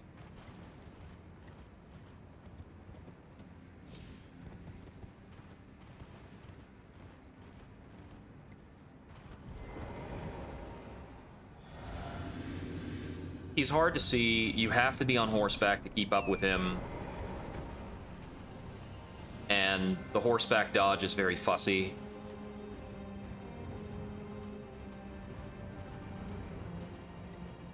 I actually wonder what the, what iframes you get on Torrent, if any.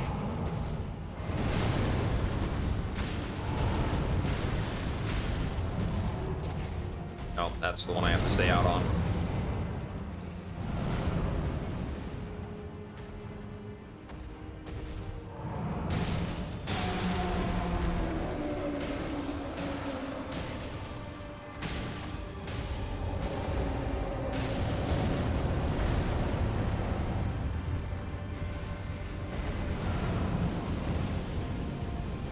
That being said, this is probably the best boss in any video game that has a big glowing eyeball weak spot.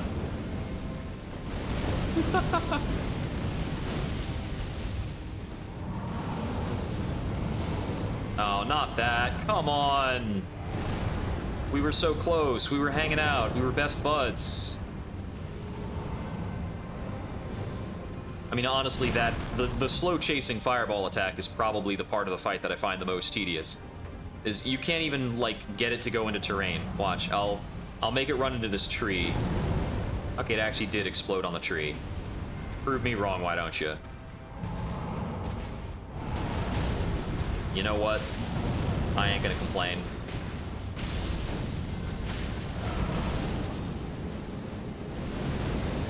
Maybe we'll try that again next time, see if we can get a smidgen of consistency out of it. We need to back off for 2 reasons. He did another slow fireball.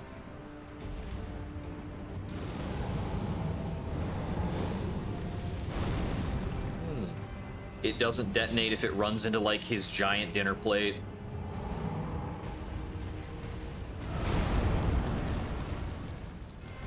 Okay, it detonated back over there somewhere.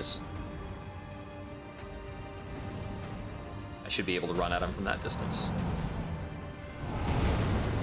I almost got killed by that. He's using another slow chasing fireball.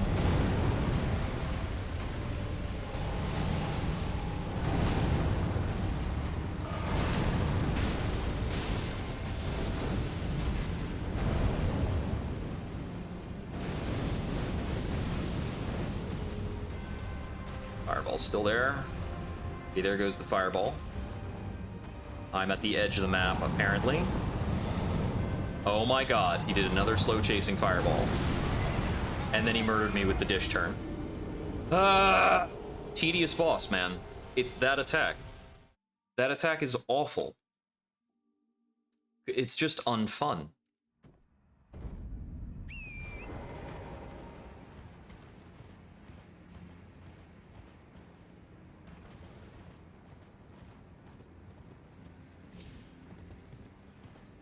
I'm assuming I think the detonation timer on that is probably 20 to 30 seconds, somewhere around that ballpark.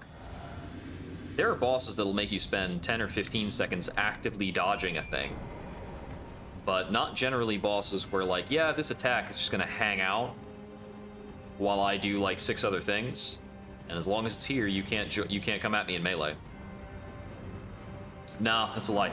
Dark Lurker is like that.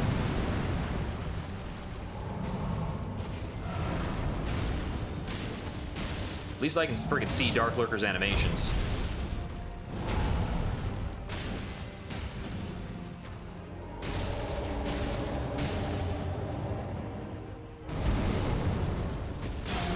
I think that this guy is actually the reason I didn't stream Elden Ring on Memorial Day.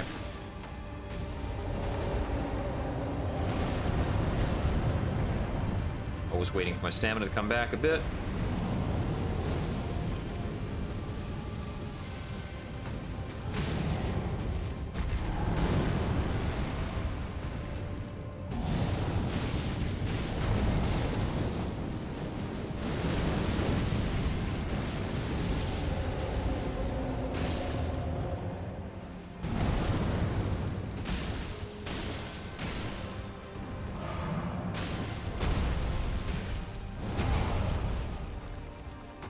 Ring for Torrent, pour one out for the boy.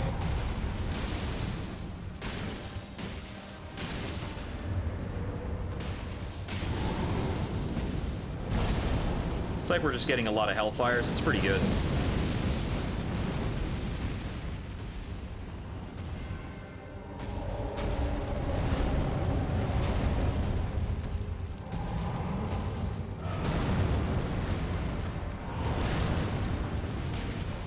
Phase 2.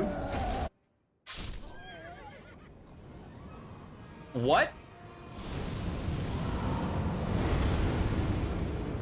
What? Excuse me? I just got deleted for no reason going into phase 2. I wasn't in a hitbox at the end of phase 1. Okay. Huh. That didn't happen to me on my other save file for this.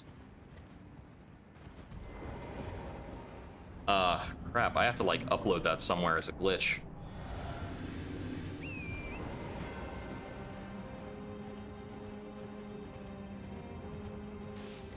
Alright, back on the horse.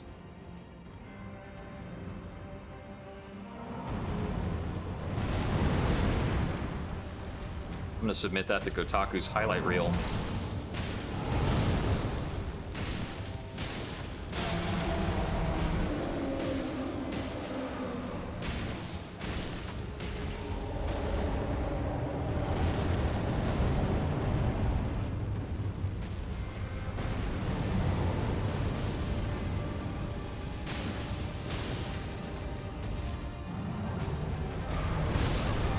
Ah, dang it. I needed to charge earlier.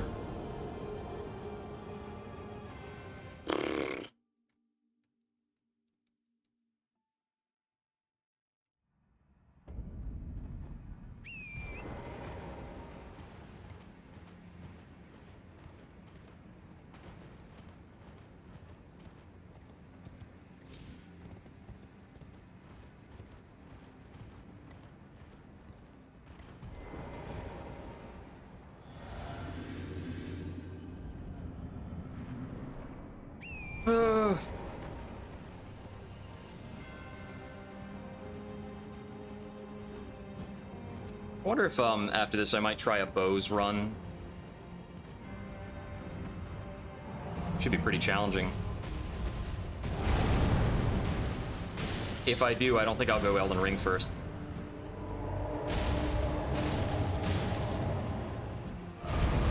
Yeah, I think if I go for that, I'll actually go back to Dark Souls 1.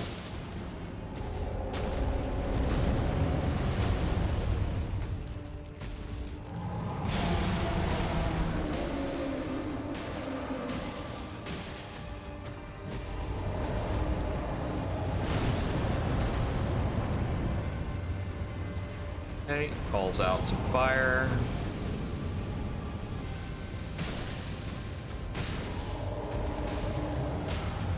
This guy must get some ridiculous stomach aches. Ooh, that big damage.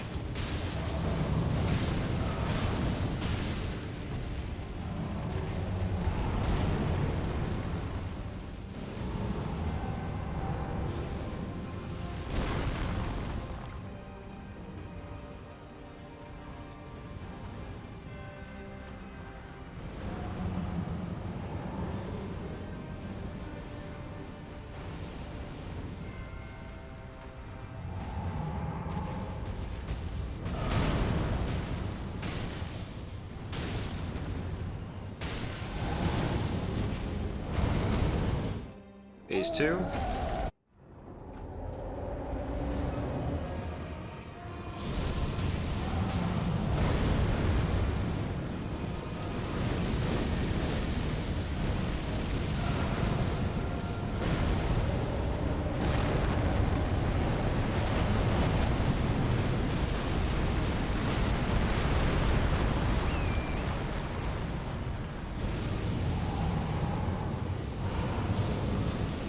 I don't know what that attack is. Oh no, it's just the same old, the awful one. He's decided to pay me a visit. Feel honored. Let's try and get you to an area that is, like, remotely flat. We can maybe have, like, a sensible little fight. Okay, fire's gone. Gotta wait for it to be off the ground. Gallop on away from that.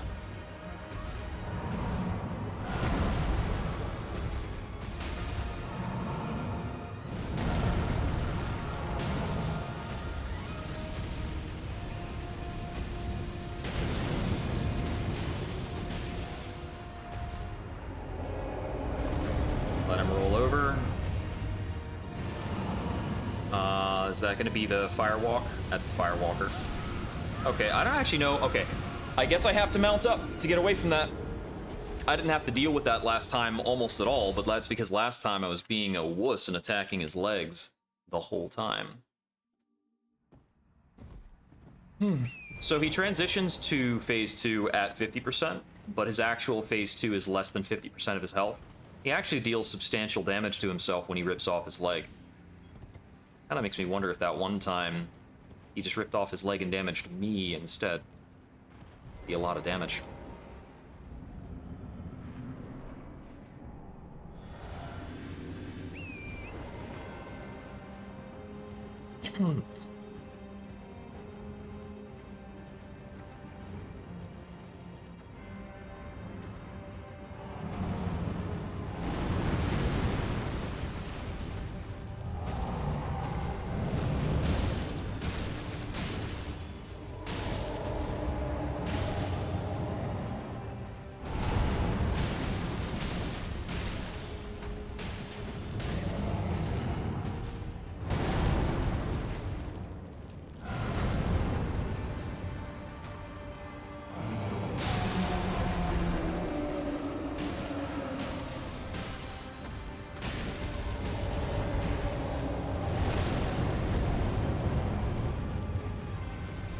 To do full damage, I believe you do need to be attacking the sore spots on his body. So, like, attacking the bottom of his foot, I believe doesn't do the right amount of damage.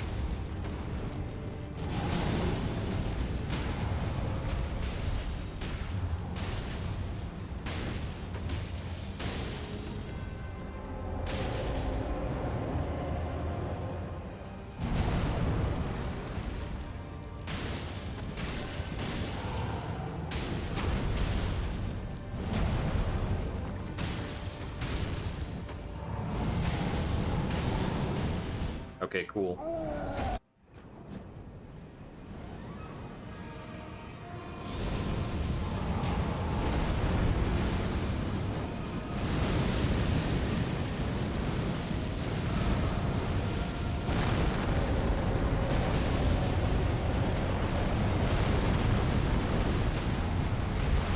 Oh, we triggered a stun.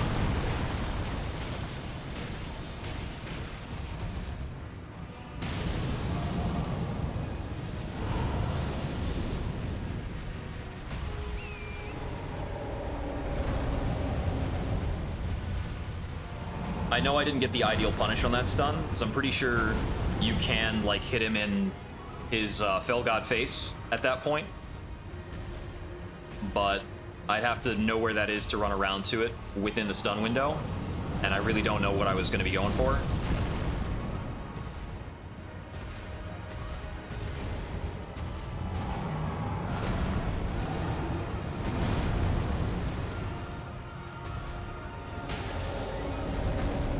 Okay, so despite his hands being on fire, he doesn't actually have a fire aura effect there, which is pretty nice.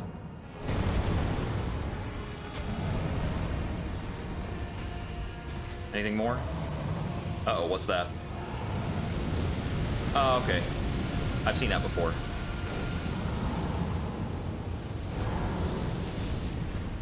Ah, dang it, it's that again. So, that entire window, we weren't actually able to get in damage. He's got a lot of keep off me type attacks when we're going for the front. If we're going for the back, it's easier, but it takes longer. And I really want to get this with, like, just a few solid hits.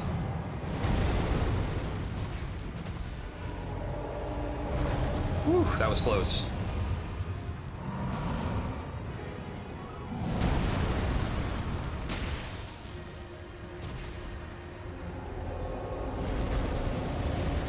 I almost cracked one on his face.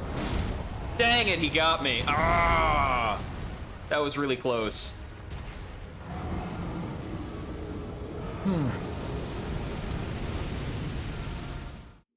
You know, when he pries open his mouth to breathe fire underneath him, I think his feet might be vulnerable during that. I think we can go for the legs on that one.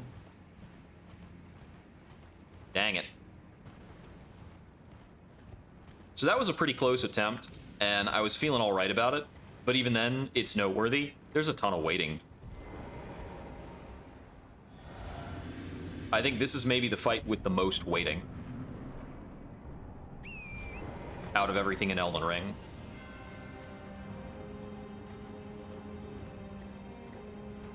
Let's see. Brana, probably? I can't think of any other occasion where you have to wait quite this long.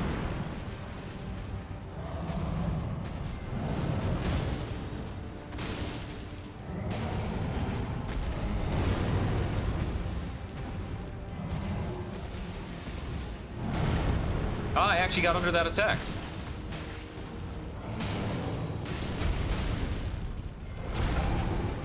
Ring for Torrent.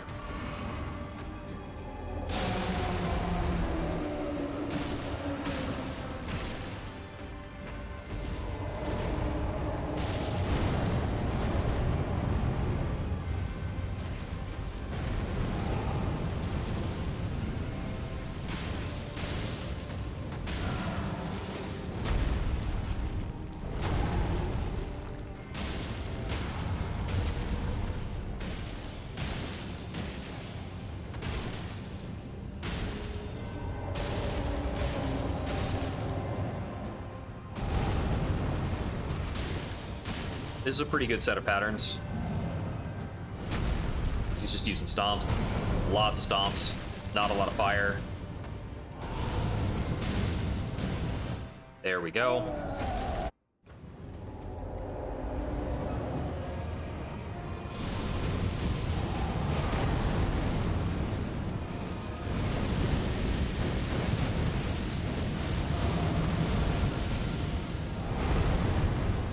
Two Hellfires in a row. That's okay.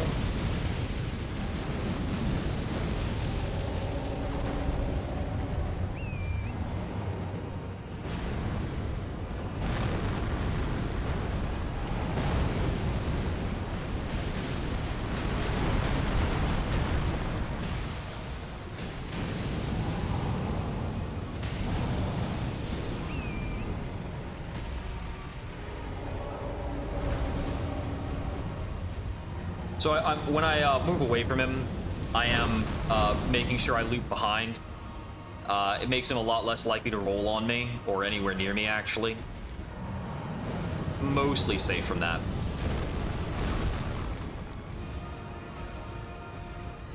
I guess that's where I died. Okay, the fireball's gone.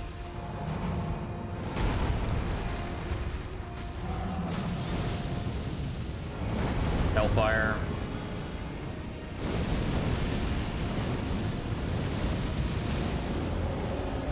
Okay, roll away.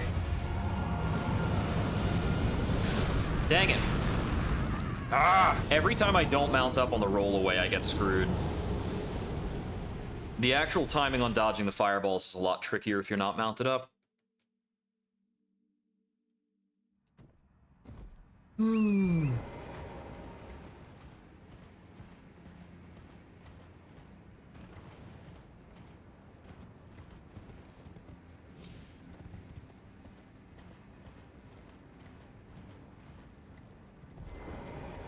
I'm gonna give him a bit more for now, and then I might change gears. Do something else with my afternoon. Because this boss is just straight boring. Even, like, winning, losing, even the times that it comes close. It's just not a very fun fight.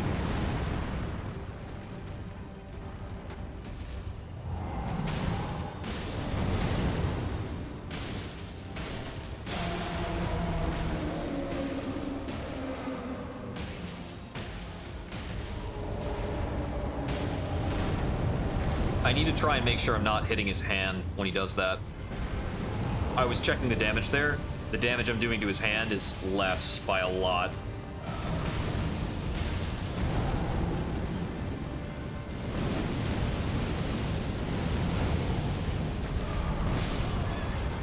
Yep. Okay, I guess I needed to move out more on that Hellfire so that I could more properly appreciate his next stupid attack.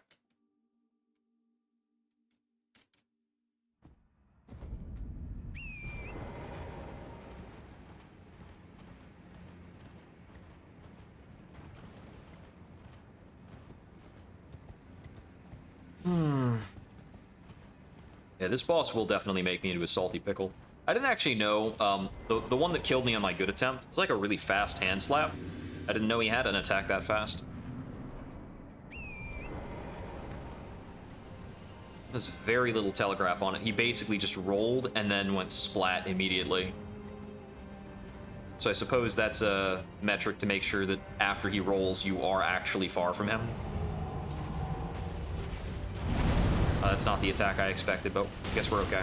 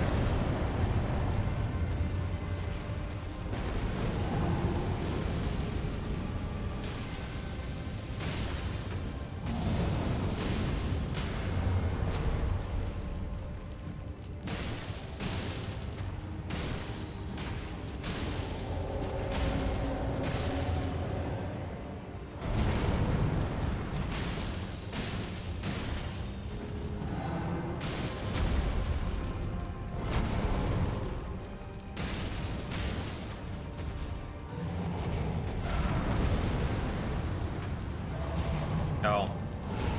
My character, like, got stuck in there and didn't want to attack.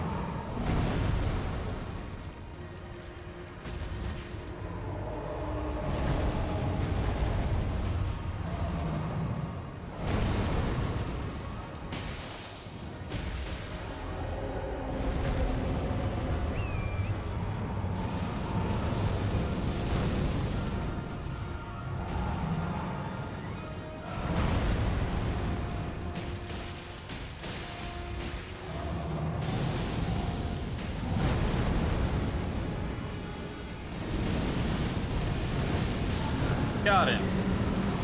And yeah, we finished it by attacking the feet, but whatever. That wasn't the key to our success in that fight. The key to our success in that fight was that we were able to stay in during Hellfire because we just found a route through all the Bernie crap. And we were just able to use that very well. So, done and done.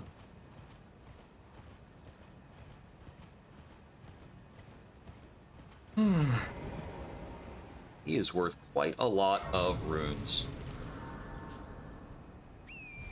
So, let's see. Now that we're stuck on him, do I actually want to take a break, or do I want to go on to Farum Azula? If I navigate Farum Azula a bit, that'll put me up at the Godskin duo fight. Ew. Gross. But I will have access to all of the upgrade materials I need in order to get up to a plus 24 weapon, if not plus 25. What's my best way to get a plus 25? I know that there is... There's a few different places with an Ancient Dragon smithing stones. There's a Grace somewhere around here. Is it on the far side? I think it's on the far side of this whole thing. I think I vaguely see it.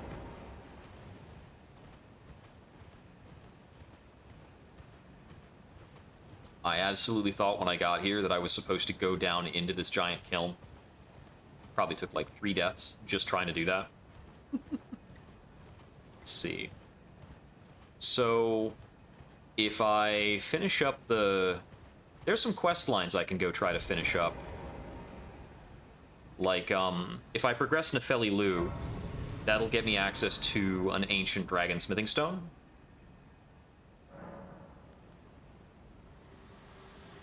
I should be able to do that, because I don't think I've locked myself off that quest anyway. Even if I do this and travel to Farumazula. Very well, let my hand. I suppose I didn't talk to anybody about my intent to burn everything to the ground. Whoopsie daisy.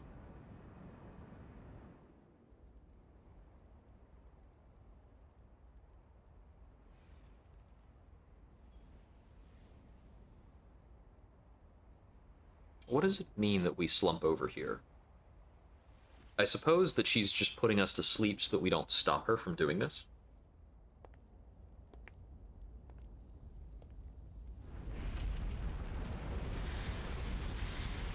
The fact that her hands are mottled and burnt, I think is probably the most important character detail that kind of foreshadows this moment, or delivers upon this more heavily.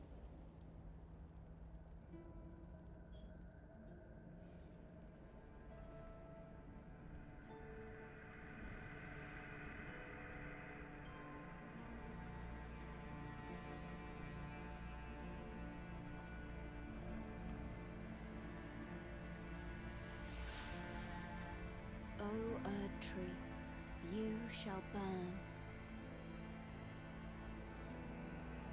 In every journey, except for Bloodborne, we are accompanied by a fire maiden,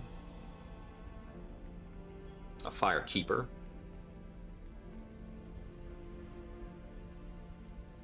Burn for the sake of the new lord. So in some way, I suppose Melina is also a fire keeper.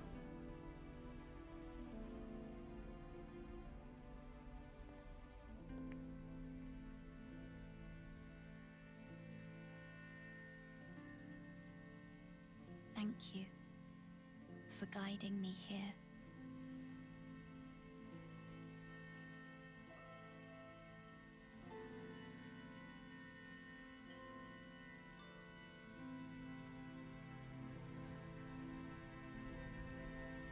The one who walks alongside Flame shall one day meet the road of destined death. So we are the one who walks alongside Flame. I would take that to mean that Melina herself is Flame. I think that's what we're meant to gather from this. And it is through walking alongside her that we are brought here to meet with destined death in Farumazula, a land beyond time.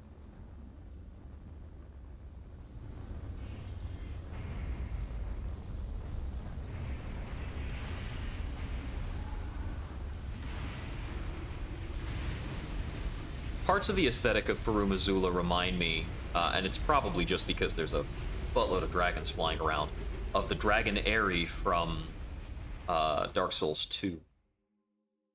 Dark Souls 2 has a very disjointed feeling to it, but at the very least, a lot of things in the game are cool. There's a lot of individually cool areas and such. You know, if I didn't grab this, I would never get the chance to. That is a Smithing Stone 8. Not a somber Smithing Stone 8, just an 8. So we get a map for here automatically.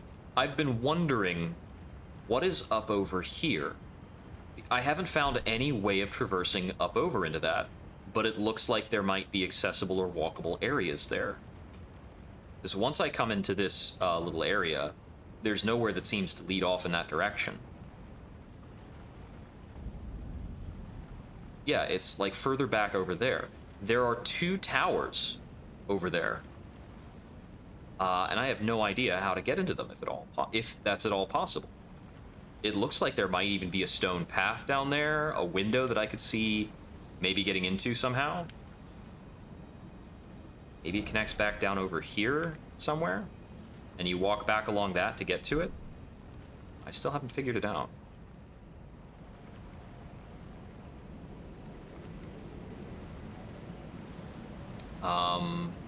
I think I've missed a grace. There's definitely a grace before I have to fight anything.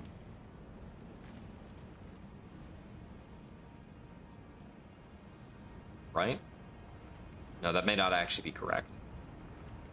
My respawn is currently locked to that little platform, so it might actually be after this first conflict that we get our grace.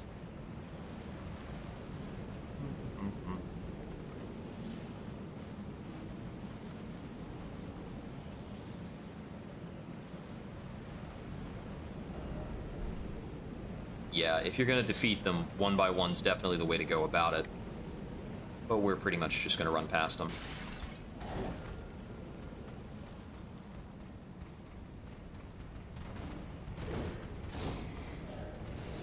The beastmen here are all decently tough and quite damaging.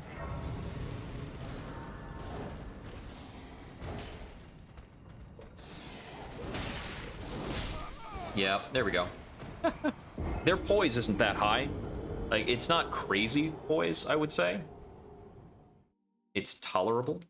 It's decent.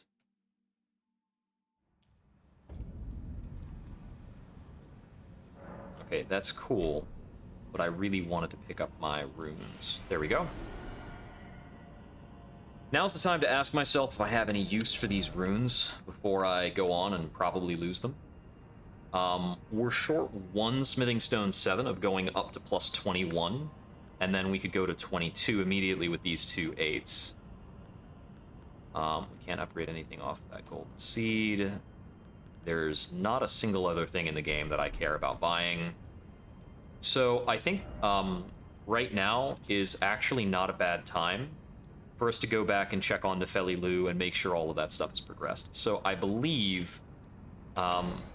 I think I've left her quest in the village of the Albanorics. Let me see. So if she's here, she will be down this slope a bit.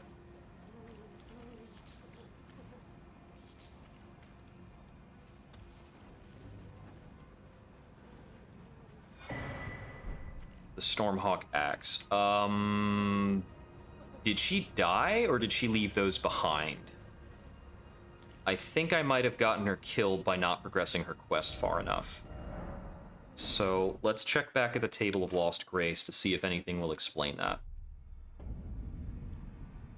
It's possible that by going to Farumazula, I got her killed.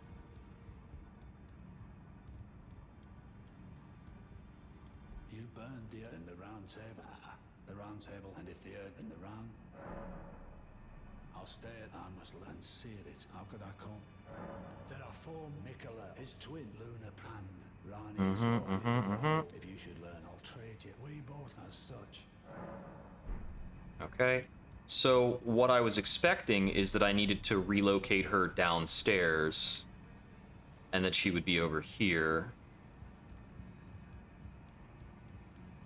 I would take a quick jaunt over down here and be able to talk to her.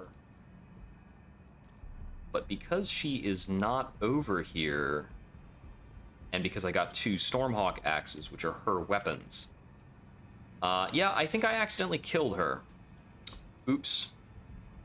She's not strictly necessary, but completing all of her quest lines would have gotten me some Ancient Dragon Smithing Stones, so I was kind of looking out for that. Now here's the other thing I need to hope I didn't break. I need to make sure I haven't broken any quest lines related to, like, Rogier and Fia and Dee, because if Fia's quest line is broken, I don't think I can get all remembrances. So Rogier is still alive back here. Dee has left. Take a look around. Don't worry. I'll continue, which is why I his roots, he won't like his shackle, his high top. Okay, so let's try and see if Fia is still over here. So Rogier still hasn't died, but Fia has left. I might have actually broken Fia's quest and prevented myself from getting all remembrances in this run.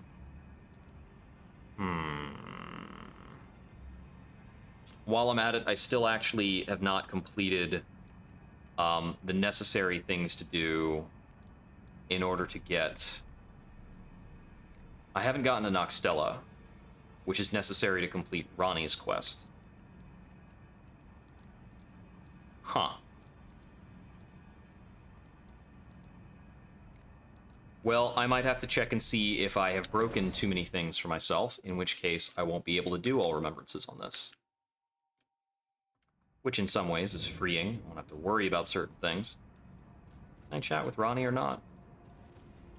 Is she awake up over here?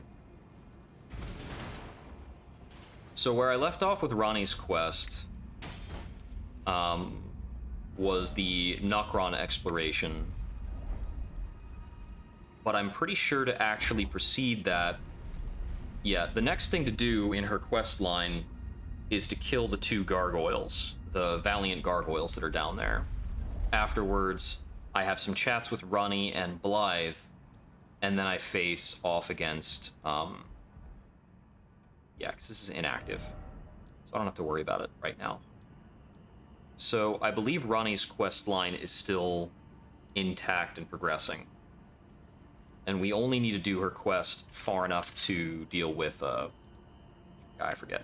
Okay, yeah, I think Nefeli Lu is definitely dead.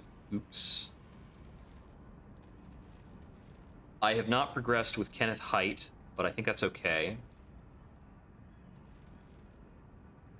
Is she definitely dead, or are her weapons just left behind? Let me check.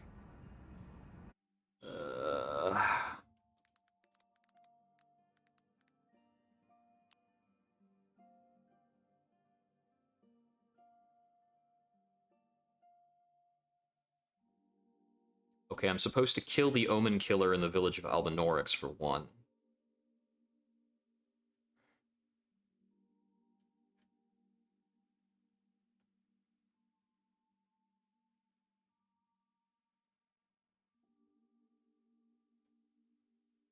Okay, gotta do that.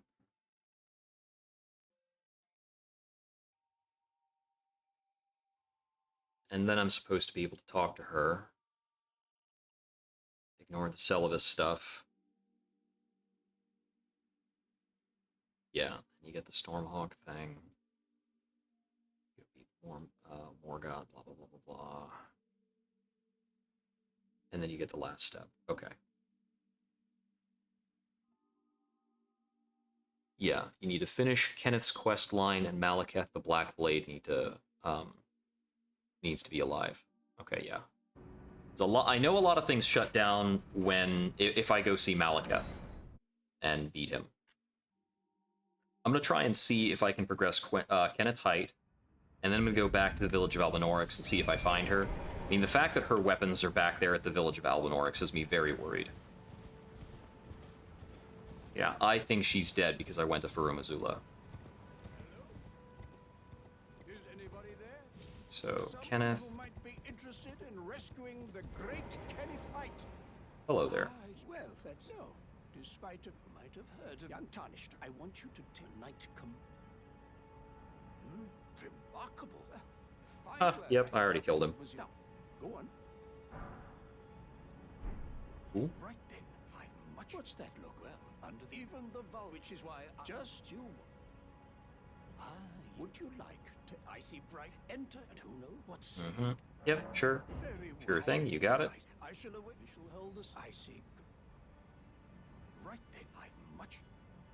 Okay, so he's going to go down to the fort and talk with some demi-humans. It's actually interesting that he's pro-demi-human. The fact that he speaks about the true nature of the Order of the Erdtree being accepting towards demi-humans, is a strong hint at a philosophy that lives elsewhere in the game. I believe that Goldmask's order would also be tolerant towards demi-humans. I think that was one of the the key difference, kind of the reason to go along with Goldmask's ending.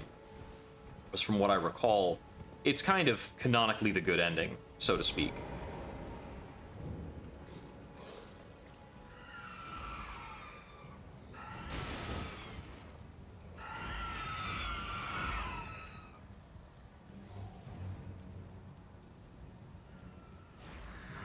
I saw indeed one must be true.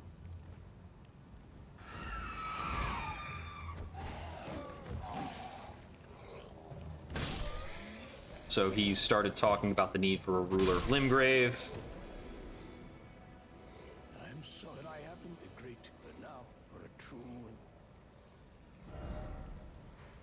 Okay, I'm gonna go back to the village of Alvanorix.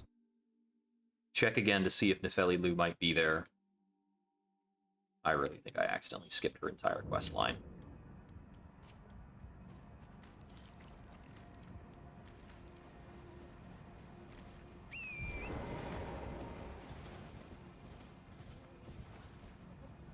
Okay.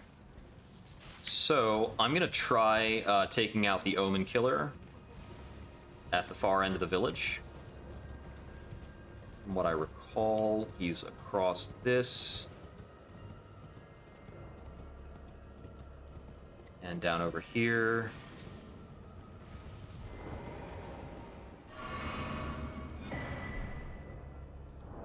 And the most troublesome thing about this is there's a couple of dogs around.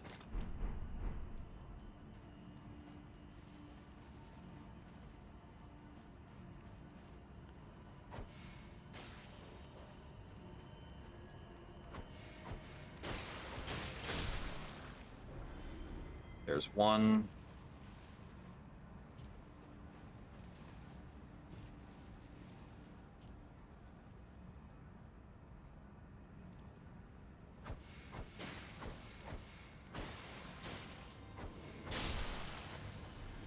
Okay, and now we pull the Omen Killer himself.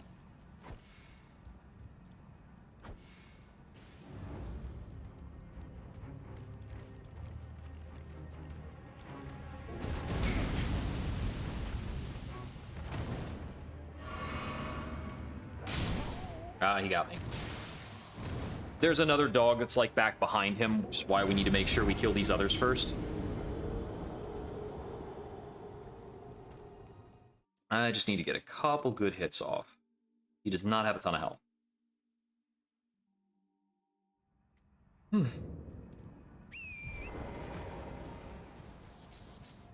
I probably should have taken care of this a while ago.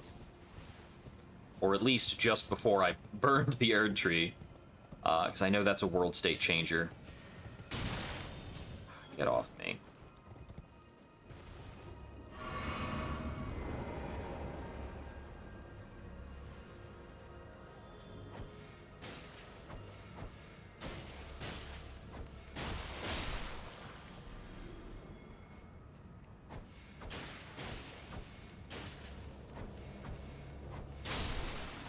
I can make more of these super easily.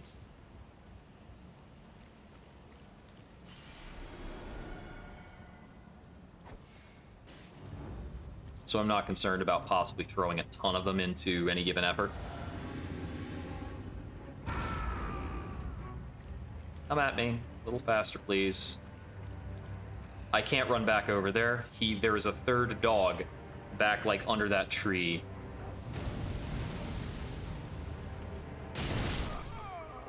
I have to take a bit more of a wait and see on this guy.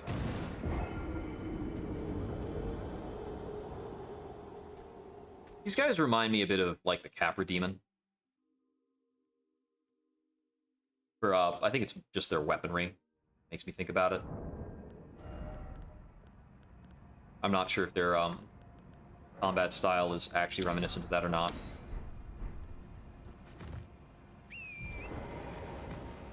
Yeah, cracked crystals are super plentiful. Part of why crystal darts are like a go-to thrown weapon of mine. I think they're actually a bit easier to come across than regular throwing knives. Oh, I didn't take damage that time.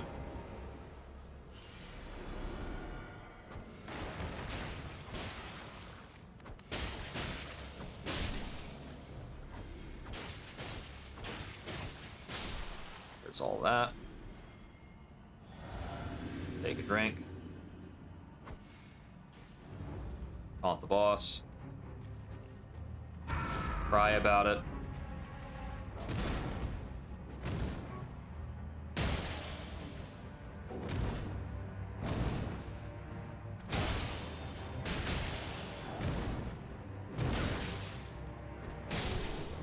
And there he goes.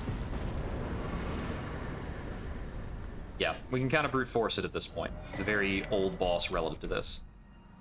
Crucible Knot Talisman. Okay, so if Nefeli Lu is still alive, with these conditions done, we should be able to meet her at the round table hold in the lower floor. But if she's not down there, then yeah, she's most likely dead. Yeah, okay. Okay, she's dead. She's dead. We killed her. That sucks. Okay, ugh. So that removes 2 ancient dragon smithing stones from the pool for this game. Let me see. I need to see if I've locked myself off of Fia.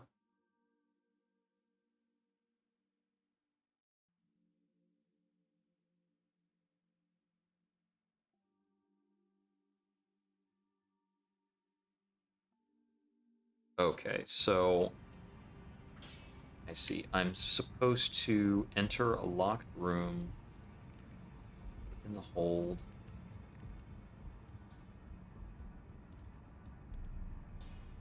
So for Fia's quest line, I'm supposed to hug her more often during the game, which I did not do.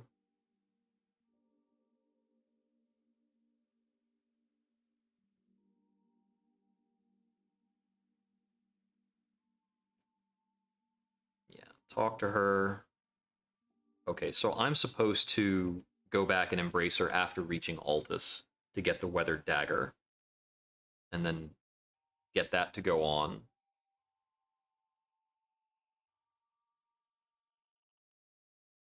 Then I'm supposed to get a Black Knife print.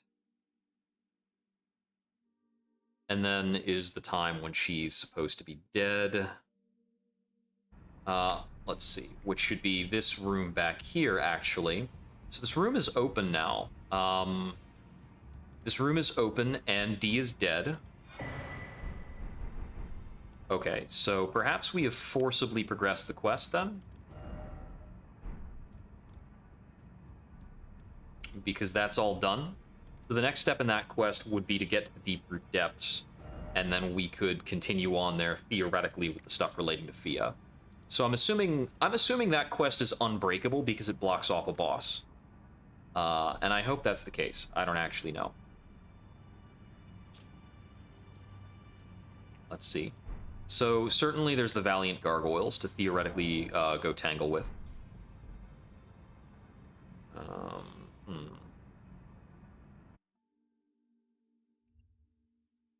So if I need one more Smithing Stone 7, what can be done with that?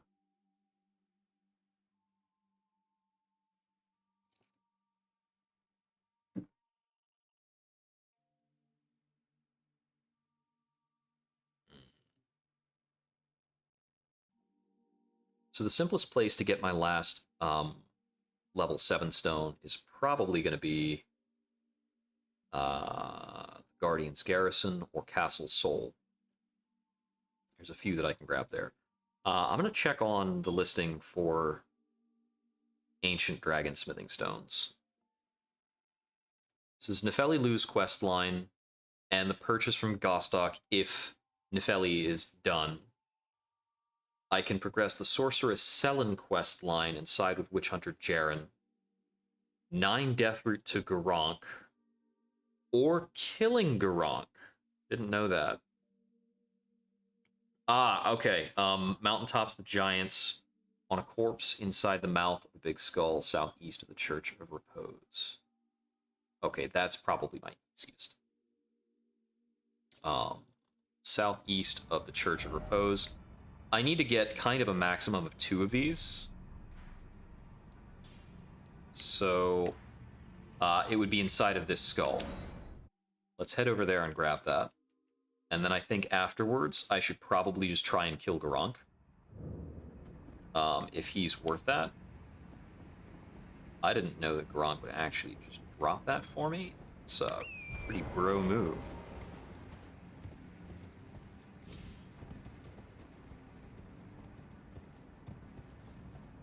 There we go. I don't think I got that in my main save file. Awesome. Okay. So, as for Garank, our closest spot to him, I think, is this Fort Faroth. And we'll have to go north across the bridge. There are 1 or 2 graces on that route. Because if I go north from here, I believe there are spirit springs going down to that tower. Not the tree, but the tower, rather. There is a tower over here, right? I can see the spirit spring wisps. I didn't remember there being an air tree here. Oh, that's right. The tower's further up here. So we've got an air tree here. And there's the tower. And there will be another set of spirit springs to go down to that. And then we'll have a grace.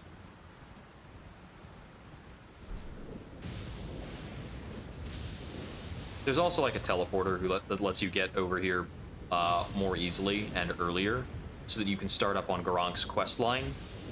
But I don't really care. We don't need that.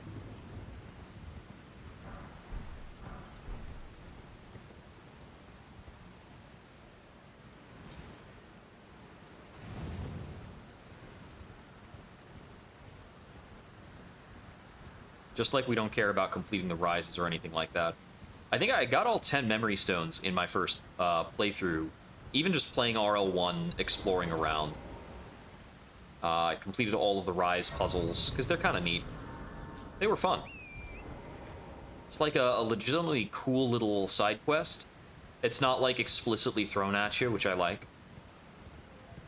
There's a Knights Cavalry spawn on this bridge. Drops something useful. I think it's an Art of War, possibly Bloodhound Step.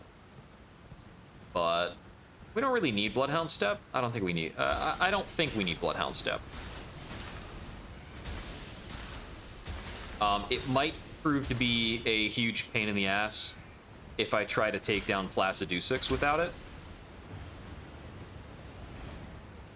Okay, so let's see.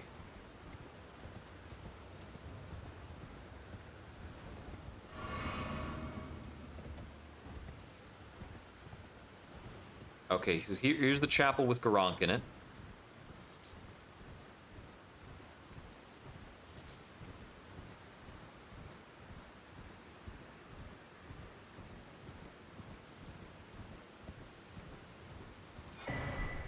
Now, there is another Blackblade Kindred out in front of this.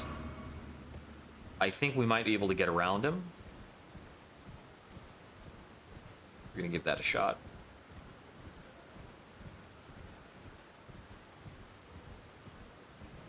Yeah. Talk about your optional bosses.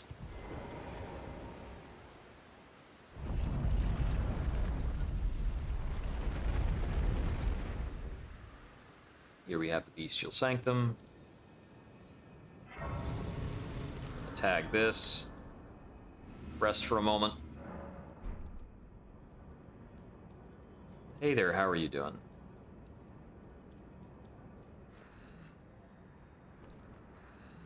He won't even talk to us because we don't have any death root. That's okay.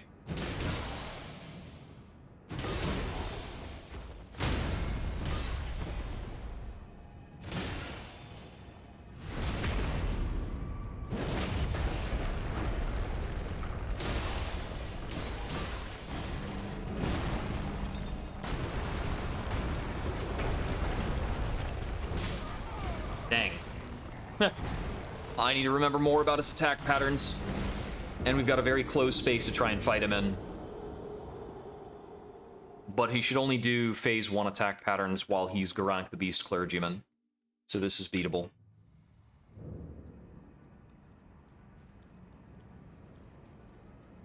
Oh, he actually went back to being passive. Didn't expect that.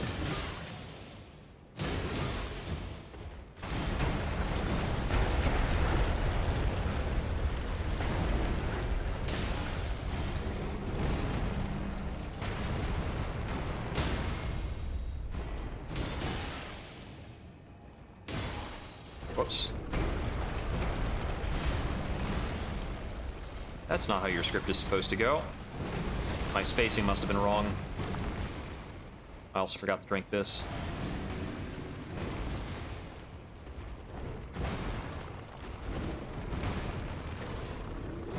There we go.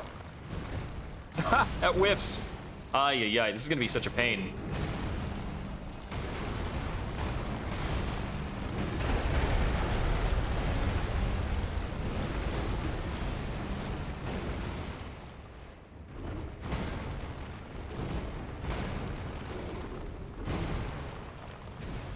Oh, wow.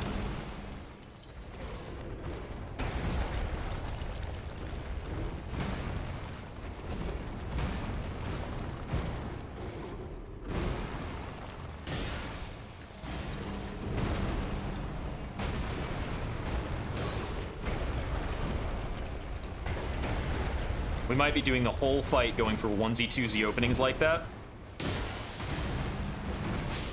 Or, it's either that, or we might have to be, unlocking every time we're attacking him to make sure our attacks land. Because it seems like if we're locked on, we're just gonna swing into nothing. This kind of just telling me that, hey, it'd be great if you just had this track a bit better for this specific weapon.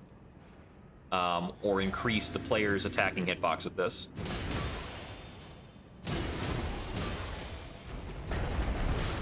Oops.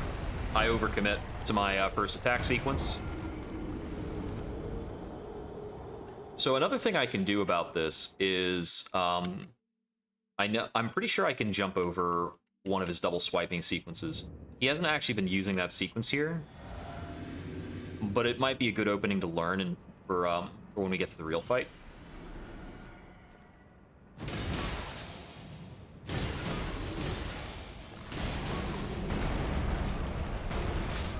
I dodged a bit too early. Mostly my dodge was to the outside, so I intercepted a later part of the hitbox. The hitboxes hadn't fully moved away when I was taking that hit.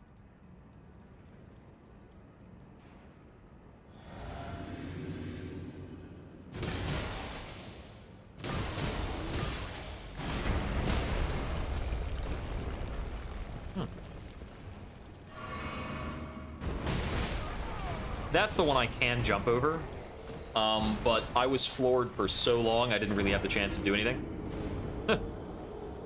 I got the absolute slowest wake-up animation. I think I might be able to roll out of that faster if I tried, but eh.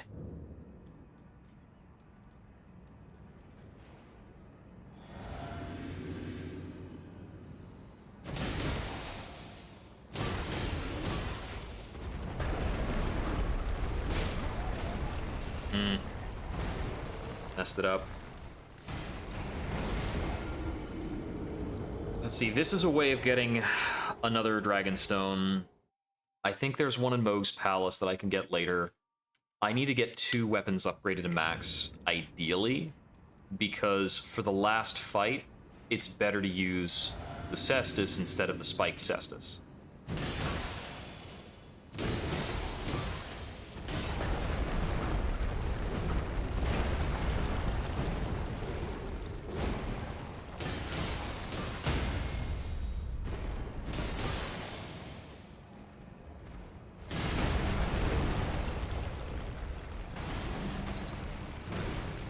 Didn't quite have time to get my positioning right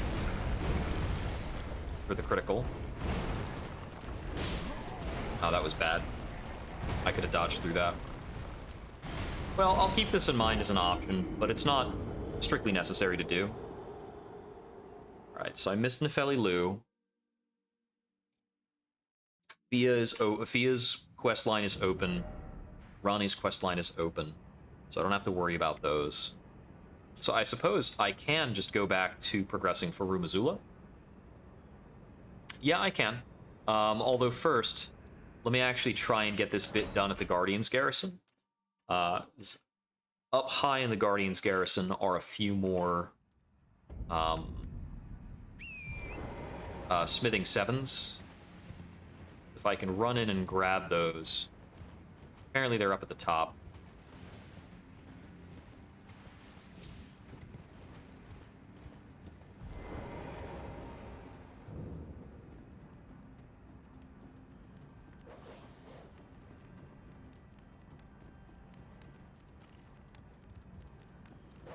Oh, there's my way up, actually. It's right here.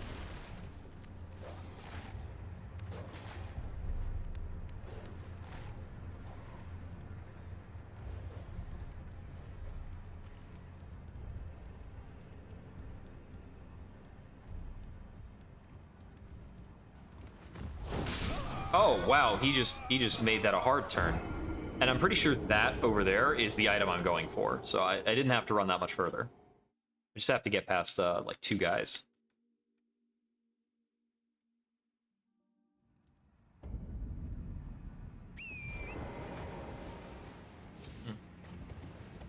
I did not think that guy's attack would correct him all the way over.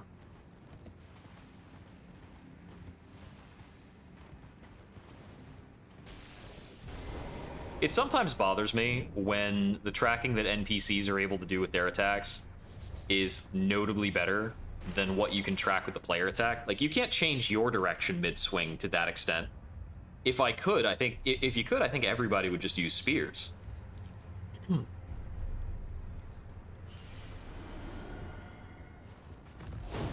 Woo!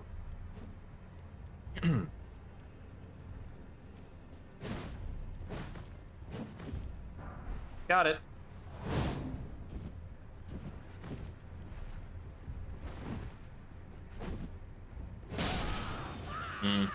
I had a backstab animation that didn't validate. So they added a validation to the backstab kind of animation that the opponent still has to be within a certain area for it to land and trigger the full backstab cutscene. And that was done to cut down on backstab fishing as a method of playing through PvP. As in earlier Dark Souls games, like 1, 2, and 3, backstabbing is... Well, I think 3 might have also had this fixed. But in for instance, the original Dark Souls, you do almost nothing but run around people in circles trying to get a backstab. It's really annoying to actually play. It's also a lot of how you play through the game itself. You can run through a lot of Dark Souls just backstabbing your way to victory. What was I doing? Yeah, okay, so plus 8s are... I'm mostly going to be looking for them in Farum Azula, I think. If I had a lot of... if I had not wasted my runes randomly dying to Karank, then I could spend some runes and get in a couple of weapon upgrades. Because now we've got the last 7 and the first 8. We need 10 more 8s. After 10 more 8s, we can max out a weapon. Right, I forgot that this is a no horsey zone. We're gonna have to evade a dragon real quick.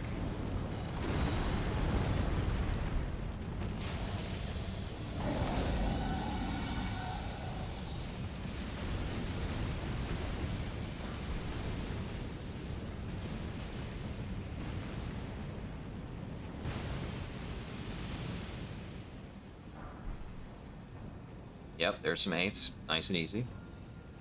There we go. There's not really much point in fighting and trying to kill that dragon. If memory serves, it just leaves. It's not a named health bar, so it's kind of just rude and doesn't really care about you. Oh, I didn't need to stop off for a 7 after all. I could have just gotten one right here. Trying to remember where the next Grace is. Well, the location of the Grace is not as important as the thoroughly exploring for a bit. There's a lot of stuff to pick up around here that's fairly useful.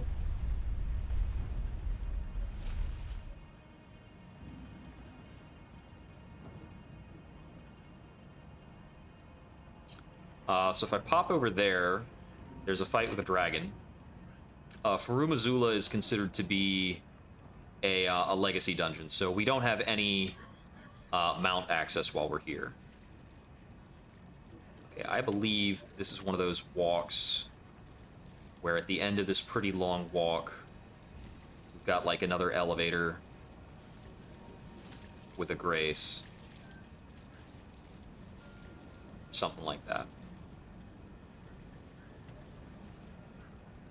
We just got a lot of these wormhead enemies. Kind of eager to tear you a new one.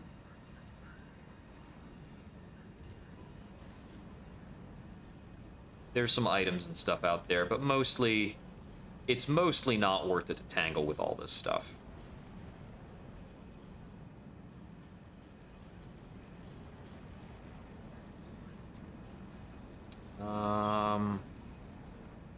That's not necessary. I'm missing an elevator.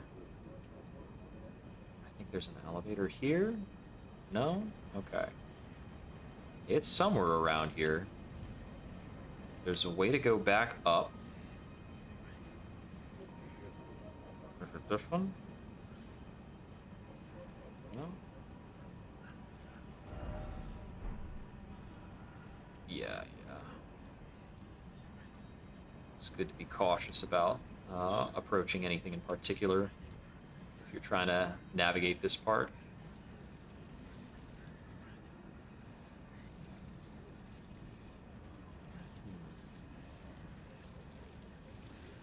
Ah, there's the ladder that goes up.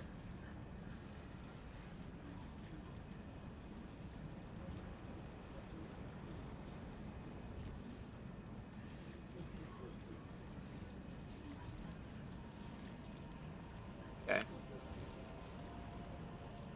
Now, unfortunately, there is a wormhead, like, right next to this.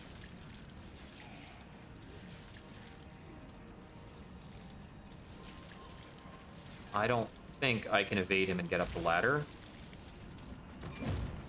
No, not in one.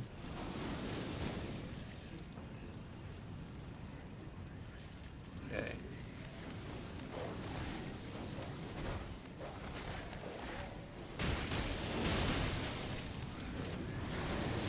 And why not? There's also a dog, just for good measure. I think I can make the ladder now. Okay, pretty tenuous, but we got there. I'm trying to remember what's at the top of this ladder and how likely it is to kill me. I think it's pretty nasty. Yeah, there's a jumping down spot there if needed. I don't even remember if this ladder gets me anywhere. No, there's basically just an item. Okay, so this whole area is an offshoot. It has several pretty neat items. Grab this. Smithing stone 8, cool.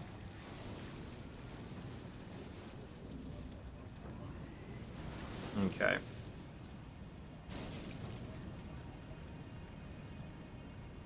They can surely spit a good ways. Okay.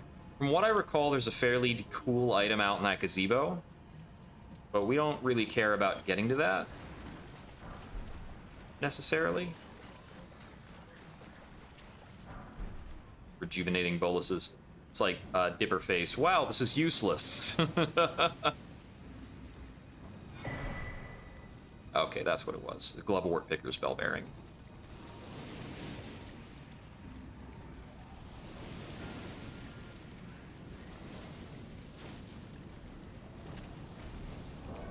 So we've gotten a few 8s. We're up to 6 of them.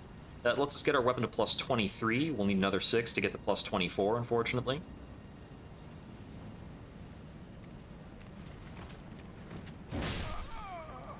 I got the useless gravel stone before getting killed. This is like fast travel death. No way I wanted to run back through all that crap.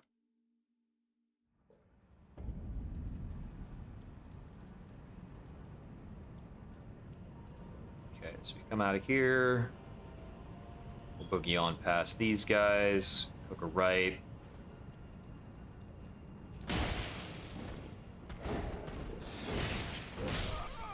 Ah.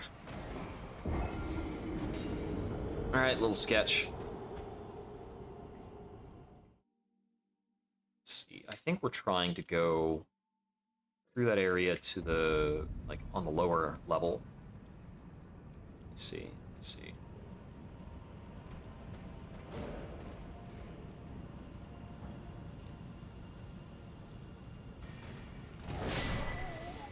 Yeah, so picking that up pisses off a bunch of guys.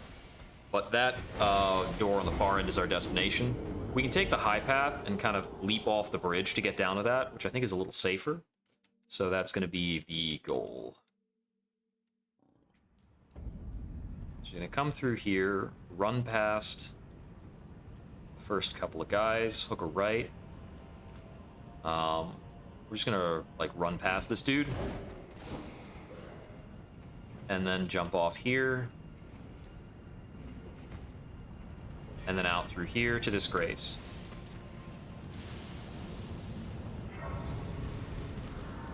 Cool.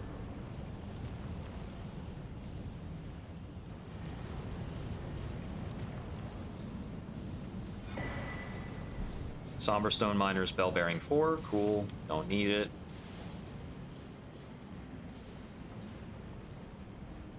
This part is like there's like a bunch of skeletal beastmen. And we're doing a lot of hippity hopping.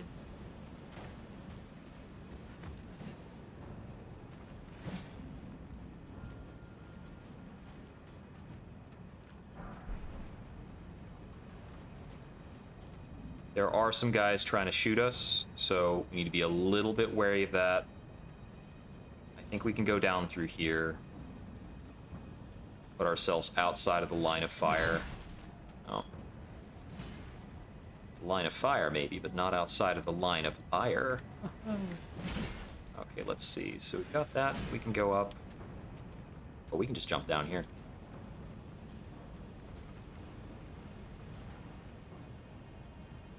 Let's see.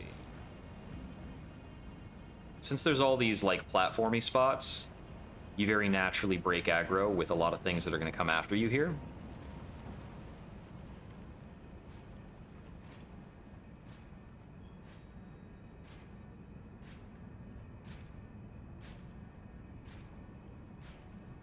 There's a lot of tomb to run around for this bit. So I don't want to make every single one of these knights angry at me. Oh.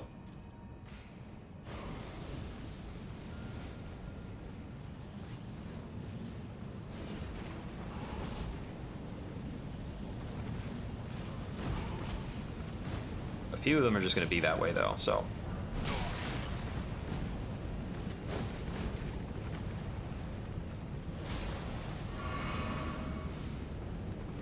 When in doubt, grab the loot, take a sip, get out of there. And here's Grace. Awesome.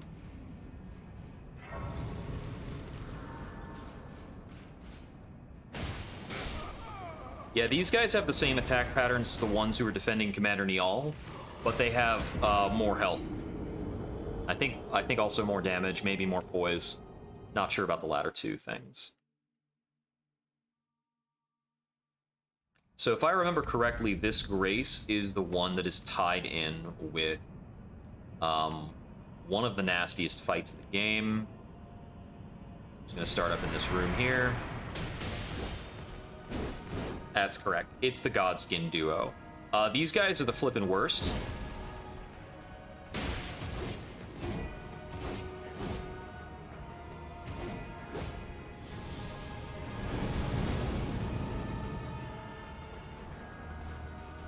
I haven't even beat the Godskin Noble in this save file.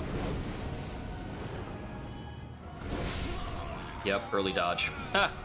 So, my goal for fighting these guys is to get my weapon fully upgraded, and then after my weapon is fully upgraded, I'm going to... I'm gonna come after them, and also I'm gonna use sleep bombs, because I absolutely hate this boss. There's another entry to the Dragon Temple, and I think some other spots around here that I've missed. There's also like a dragon just kind of chilling up over there. I think that's the platform where I would normally fight Alexander, but I haven't progressed Alexander's quest line.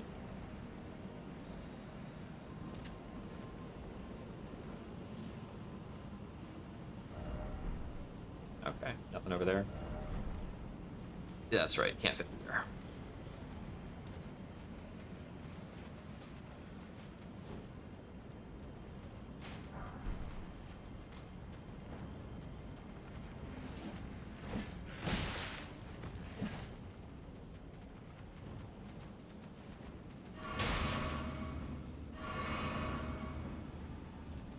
Okay. So I'm going to check out the routing for if we don't jump down into there. I think there's a couple differences. Ah. There's a Somber 9. A disappointingly unimportant Gravelstone. And then over here we get this, which will allow us to explore the upper half of the Dragon Temple over here. There's also an item down over there that I didn't grab, but I'm not going to fret about that right now.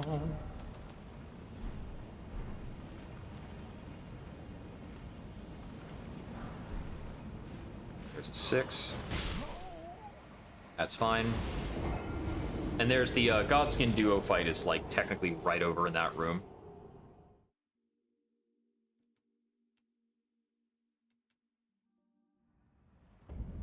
So, I think that's actually... They move up the area that's considered to be part of the boss. I could have sworn you usually had to go around here and, like, take this jump is how I would get to the boss before. Because this is also part of the boss fog room. The boss arena here is unique in that there's, like, maybe 4 entrances to the place. I think this is the one I was at earlier. Oh, maybe not. Not entirely sure. Excuse me. Let's pass through. Grab this.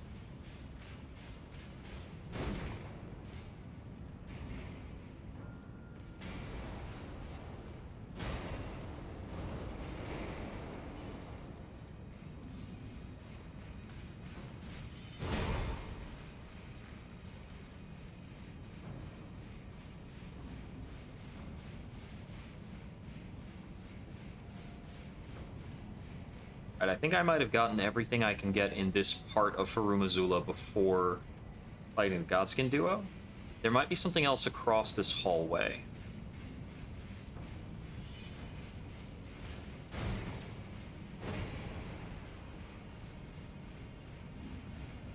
Okay, so there's an item here.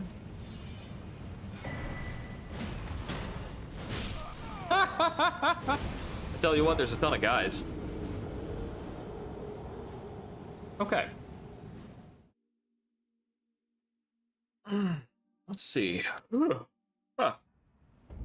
What else we got to get up to? So, we've certainly got upgrade materials. It's probably about time to cash in some of these upgrades. We can get our weapon up to at least twice. Maybe 3 times.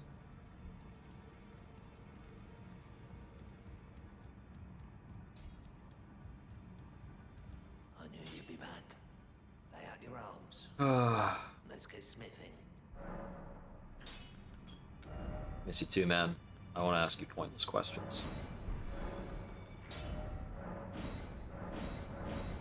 Okay, there's up to plus 23, so we just need 6 more smithing 8s to get up to 24.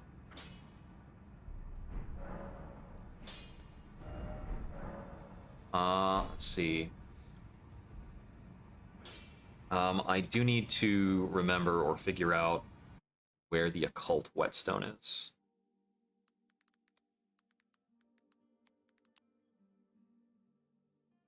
The black wet blade. There it is.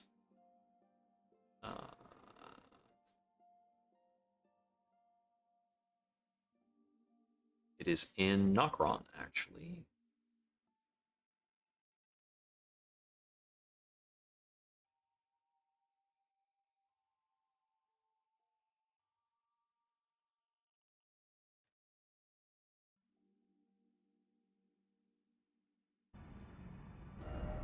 Let's see, it says it's attached to the Ancestral Woods Site of Grace.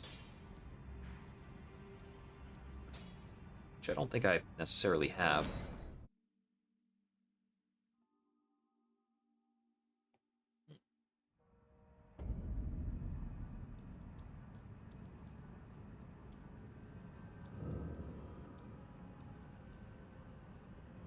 strong possibility that I am going to need to have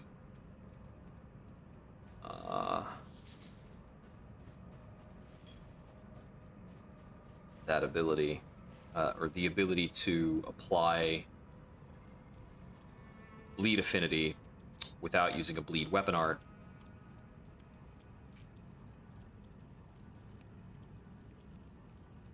Because it's not like I have a ton of weapon art options on fists.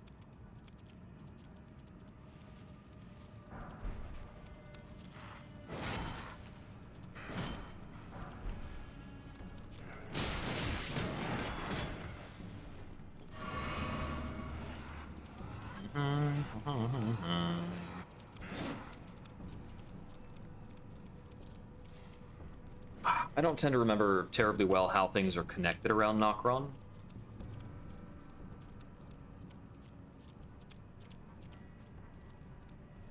I think it's over there on the left.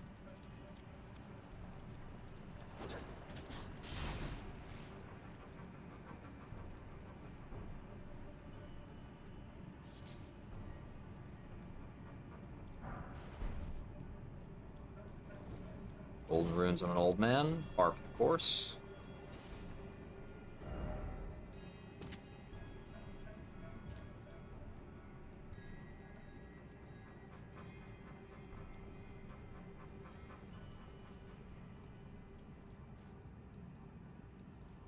You know, this underground area feels like it was meant to portray and take the player on a kind of spiritual journey. And that certainly would have made the Mimic tier feel like a more justified reward. Had that Spirit Quest flavor. Okay, I think I see what needs to happen. I think I need to be over in this part, like over here, and take a jump.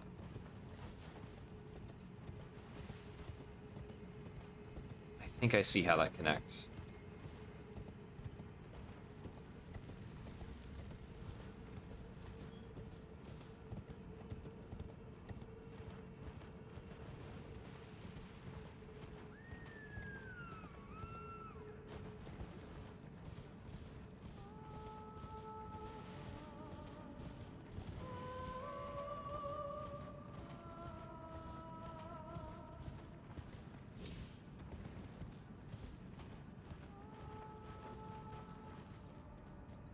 Yeah.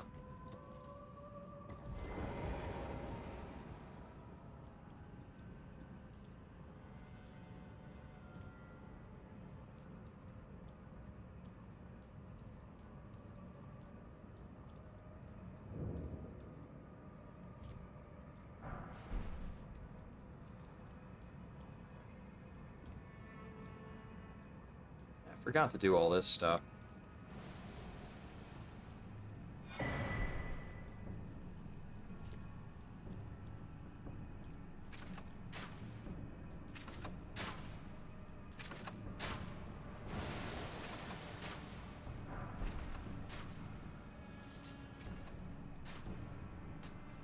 From what I remember about this, the silver tier enemies can be a bit of a pain if you dilly-dally.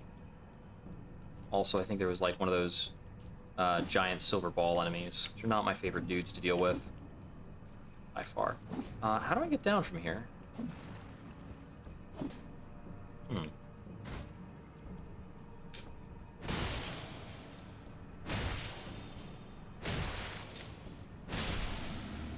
Well, you get out of there.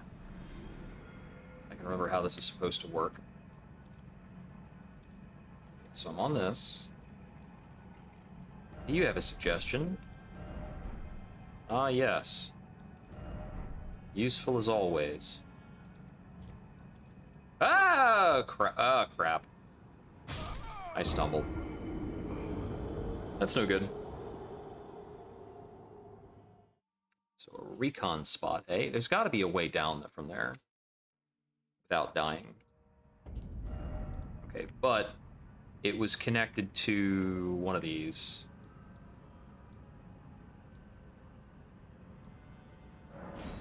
Is it this Grace? Doesn't seem like this is the one. This has got to be the other Siofra Riverbank. Yeah, it's not that. Did I not touch the other one? It didn't look like it needed to be activated. All right. Gonna move a little bit further than this.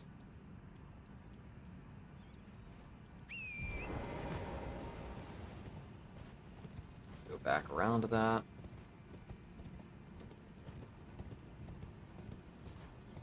It is kind of interesting that your markers persist through the overworld maps and the underworld maps. Like, in terms of the way the world is constructed, those do share XY coordinates. That's kind of cool. Because this could just as easily be an entirely different set of map coordinates or something.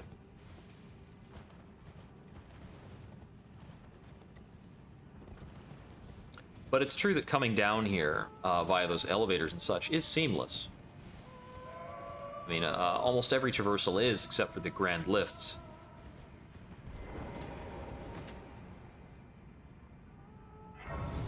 Okay, yeah, I didn't actually activate this at all. Well, now it's activated, so there.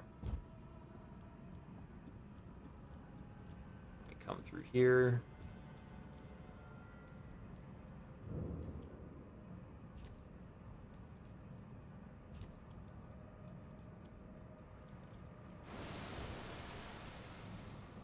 Whoops.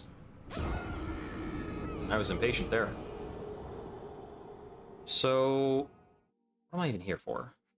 Because if I traverse through Night's Sacred Ground to get to the other side, not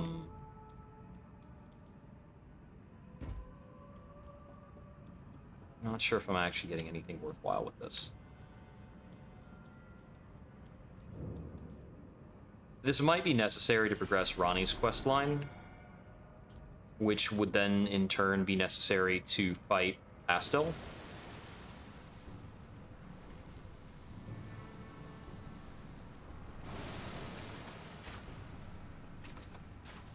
I think certainly there might also be an amount of upgrade materials that I left behind down here.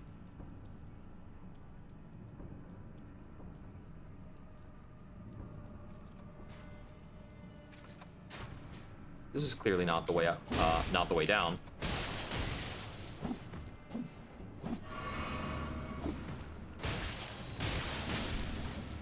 I actually forgot to put my cestus in both hands.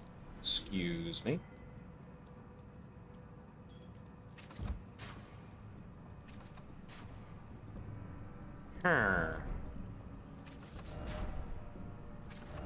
Is there a ladder?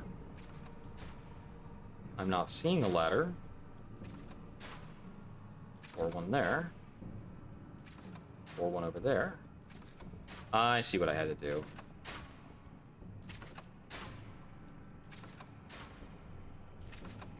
It's through these windows.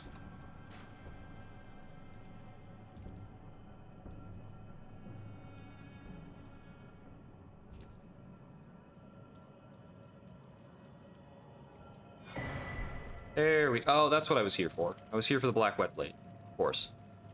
It's also clear to me now. I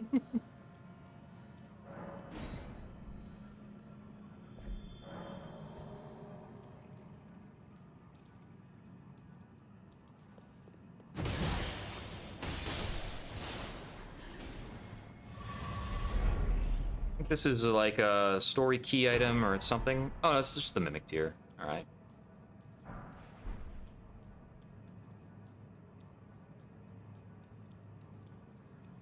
Hmm. Bum bum bum bum bum bum bum bum bum bum.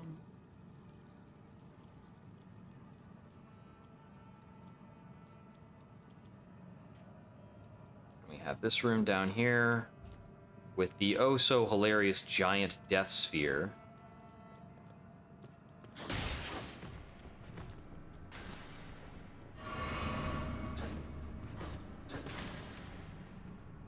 I don't quite enjoy the giant death sphere. Here we go. And then down here, we can tag this. And I think there's a last little jaunt to get the item that progresses Ronnie's quest. I might as well do that while I'm here.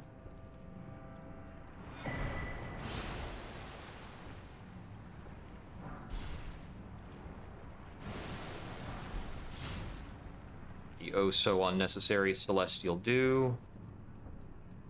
If I could Celestial Dew Nefeli Lu back to life, then I would gladly do so. This should be the important item for Ronnie's quest line. The Finger Slayer Blade. We also get a great Ghost Glovewort, and that is basically the end of this dungeon. It's a little anticlimactic. There's not that much here.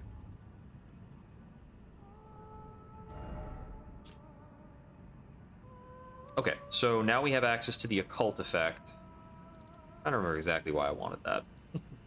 That's right. I wanted to have that so that I could go harder on bleed if I wanted to. Which I might have to do. Let's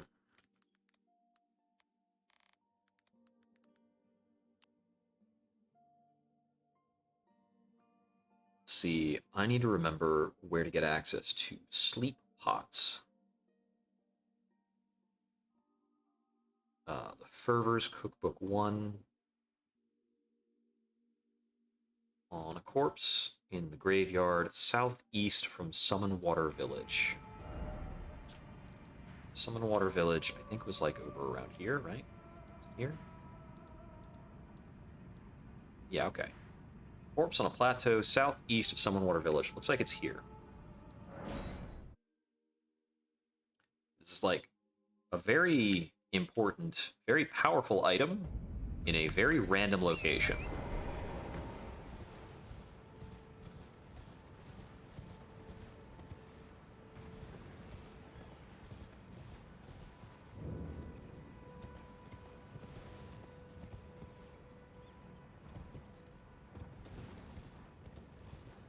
Go.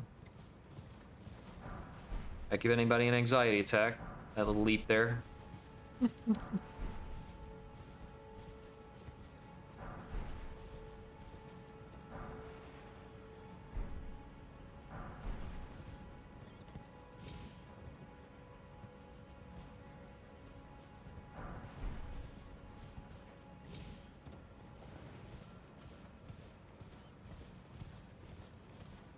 Oh, might have the wrong plateau.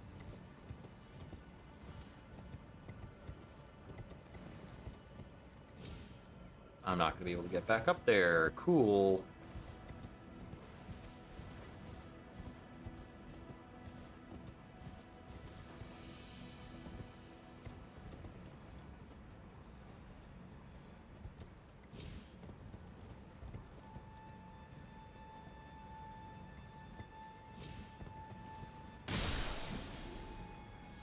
First dragonfly killed this game. I'm not going to be able to make it back up there at all. So if it is that plateau, then this is not quite right. There are other places where it might be. It might be up along this stretch instead. So I'm going to check on that. This might be too low geographically. West should be the exit from here.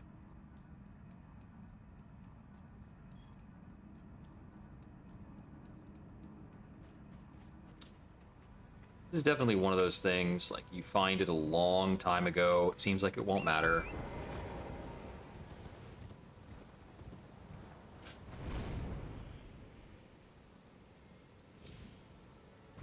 Sort of thing that I just located while I was casually exploring. That becomes weirdly important in the late game to be able to do.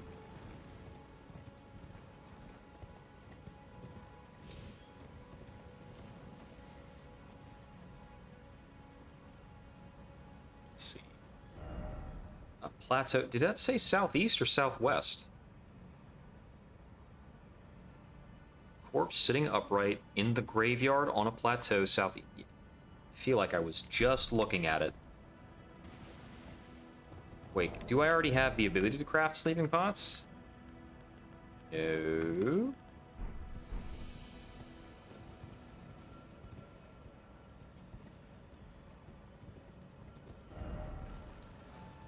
Oh, there's another plateau that is straight south, or... Oh, you know, maybe they're saying it's southeast of the Grace.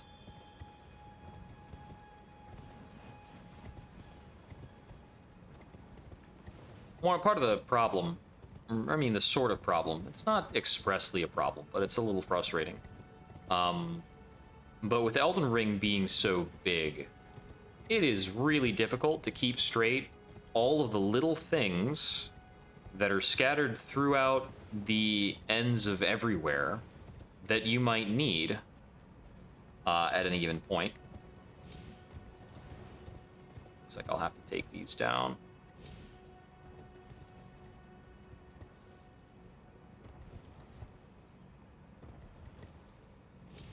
There we go. I was feeling anxious over those jumps. There it is.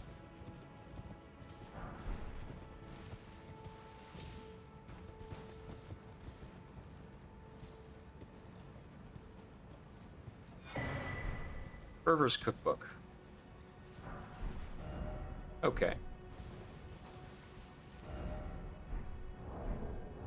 Keep hitting the wrong buttons.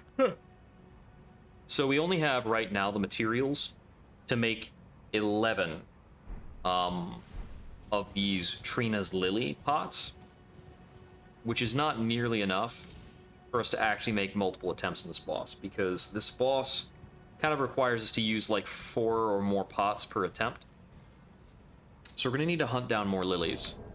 We're gonna need to hunt down more lilies, possibly need to hunt down more cracked pots, and I need to get the other set of smithing stone 8s. I think I only need 6 more.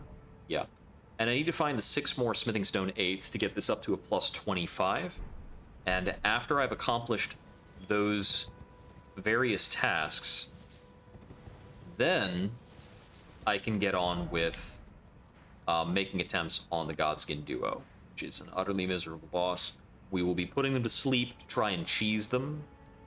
I have no interest in trying to fight them in a more legitimate fashion.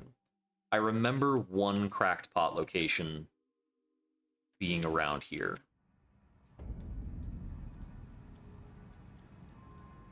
I believe it's on the left and up the stairs. So long as I have at least 10 cracked pots, I think we're fine. But I've got 5. Which is kind of miserable. Pretty sure the location of one cracked pot is up over here.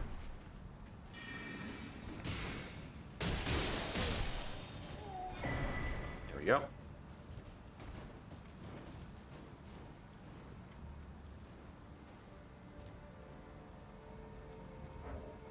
I think another one of them, and this is a bit of a guess, might be in the vicinity of Jarburg. More like if there isn't one in Jarburg, I'll be pretty surprised. That being said, getting this taken care of and grabbing this stuff is pretty useful for various reasons. I want to have access to a few strong pot options when I need to fight Gideon Ofnir. He spends a lot of time spamming keep off me attacks and effects that we can't approach on. So we can throw pots during any of these times we can't approach him. And it's pretty effective.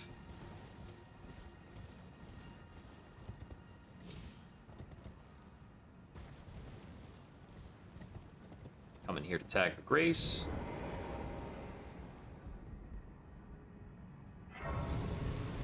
The Carrion Study Hall is an evil, terrible place that I have really no intent to explore.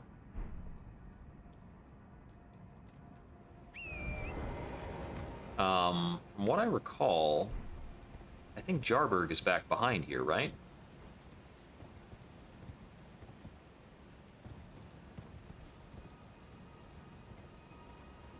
No, do I have to get there some other way?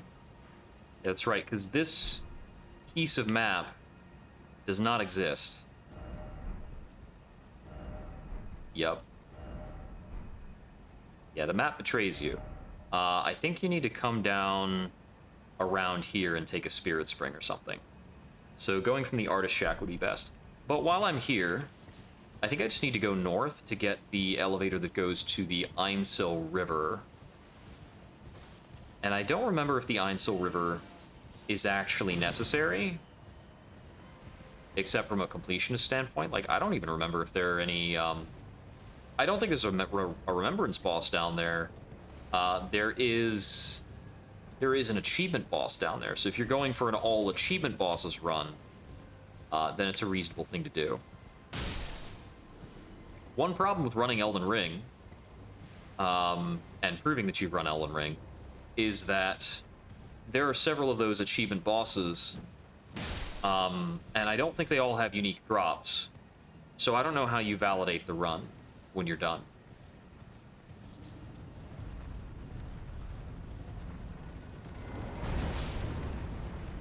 Because nobody wants to watch, you know, 40 hours of you running around in your boxers doing stuff.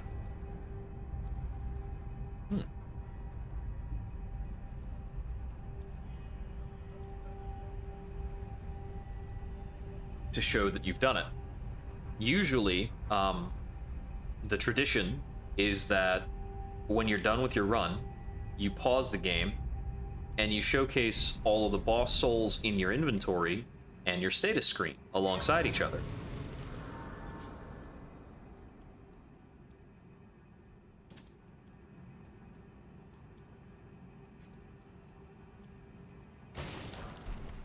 Remember that down here is a buttload of ants. I wonder if there's anything else useful around here. Ah, magical grease.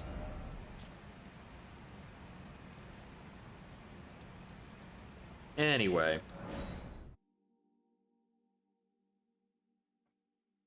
Take a bit of a walk.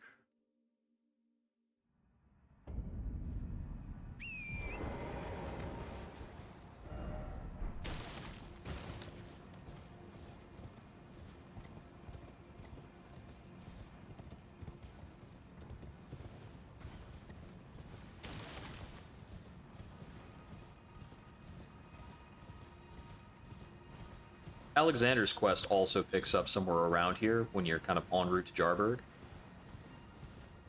Oh, Tibia Mariner.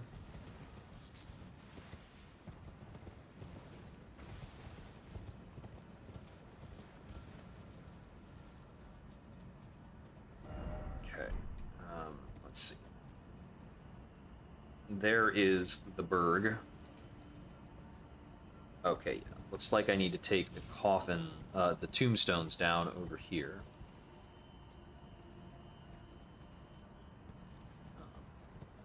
Would you like to dismount? There we go. I was clicking down the stick over here, but it wouldn't respond. Really peculiar. Yep. Yep. Yep. That doesn't seem right. Crap, I'm dead. Man, that's a pain in the neck. Race right there. I don't think this place needs to be as secret as it is. They could have just thrown a spirit spring here, call it a day. But no. It's kind of a tricky set of jumps. Oh.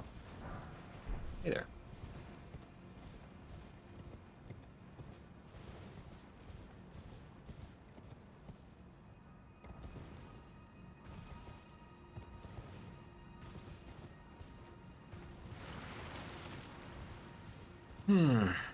Yeah, so it's upgrade materials, probably cracked pots, more Trina's lilies.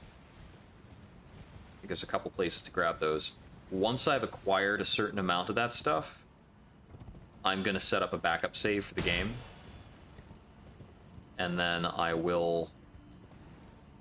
Closer to here, wasn't it? There we go. And I'll be working from the backup save to kill the next boss, so that if I run out of these consumables, I can reload the backup. And there's a few reasons to do it like this. which is that Trina's lilies, like Arteria leaves, from what I recall, are a consumable with a limited number in the game. There is a sword that has the sleep property called the Sword of Saint Trina, which would be your like renewable access to sleep. But because we are playing fists only, we don't have access to that sword at all. We're also not playing. We're also playing without incantations, so we can't use any kind of sleep-related incantation spell. I think there might be a dragon breath that does it. I knew there was at least one crackpot down here. Yeah, okay. One cracked pot, one ritual pot. Ritual pots are kind of like cracked pots, bigger, badder cousins. Difference being that everything comes out of everything that uses a ritual pot will cost FP. There's 2 cracked pots.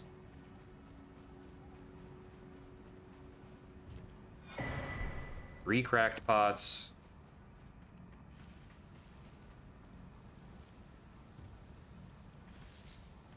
And there's one of our Trina's lilies.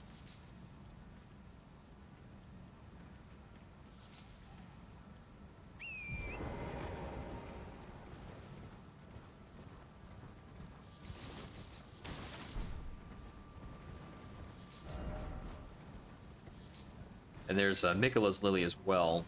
Mikola's lilies, I believe, are used to, what's it called?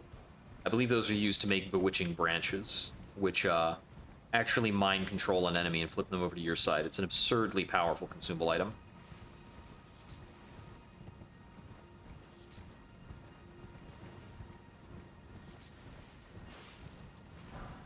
Now, I was thinking to myself, let me check over here, and if there's a spirit spring, I'm gonna friggin' kick myself. Looks like we're good. I think there's one more cracked pot or ritual pot on the roofs here. Just get up on some roofs and take a look. There's also a conversational NPC over there, but it's not important to us.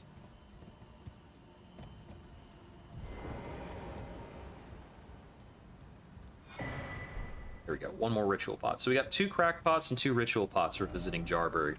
Must see. 10 out of 10. All right. Yeah, for more of those, I'm definitely going to have to look up the locations of some stuff. Kind of a lot of stuff.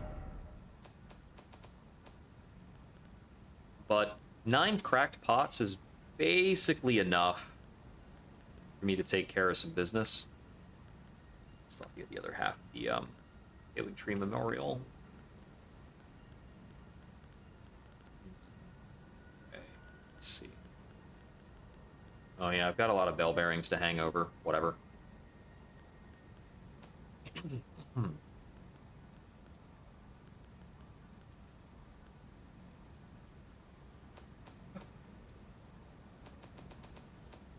Whew. How far did I get this, the regular cestus? +7? That's Smithing Stone 3 territory. Okay, so I'm still blocked on Smithing Stone 3s, but I've got enough 4s and 5s to get that sucker up to +15.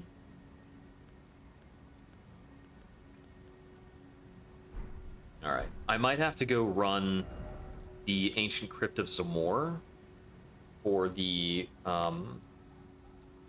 Somberstone bell bearing. It's kind of right in here. It's intentionally a bit hard to miss. It's in this vicinity. These big ruins are like put right in your way. It's kind of a major item. They don't want you to go without. At least not unintentionally. And we also need to go to Castle Sol and take down Niall so that we can get the other half of the secret Halig Tree Medallion, getting us into the last area of the game. So there's a lot of to-do list items to kind of knock out. This is going to be all for our run tonight. I'm not sure when I'll be at this next. Probably for a stint on Thursday. We're just going to be kind of chilling, running around, grabbing stuff, so I hope to have some company for it. If not, whatever. Have a good day. This has been Jupiter Exile. Thank you for tuning in, and I hope we wander again soon. Good night.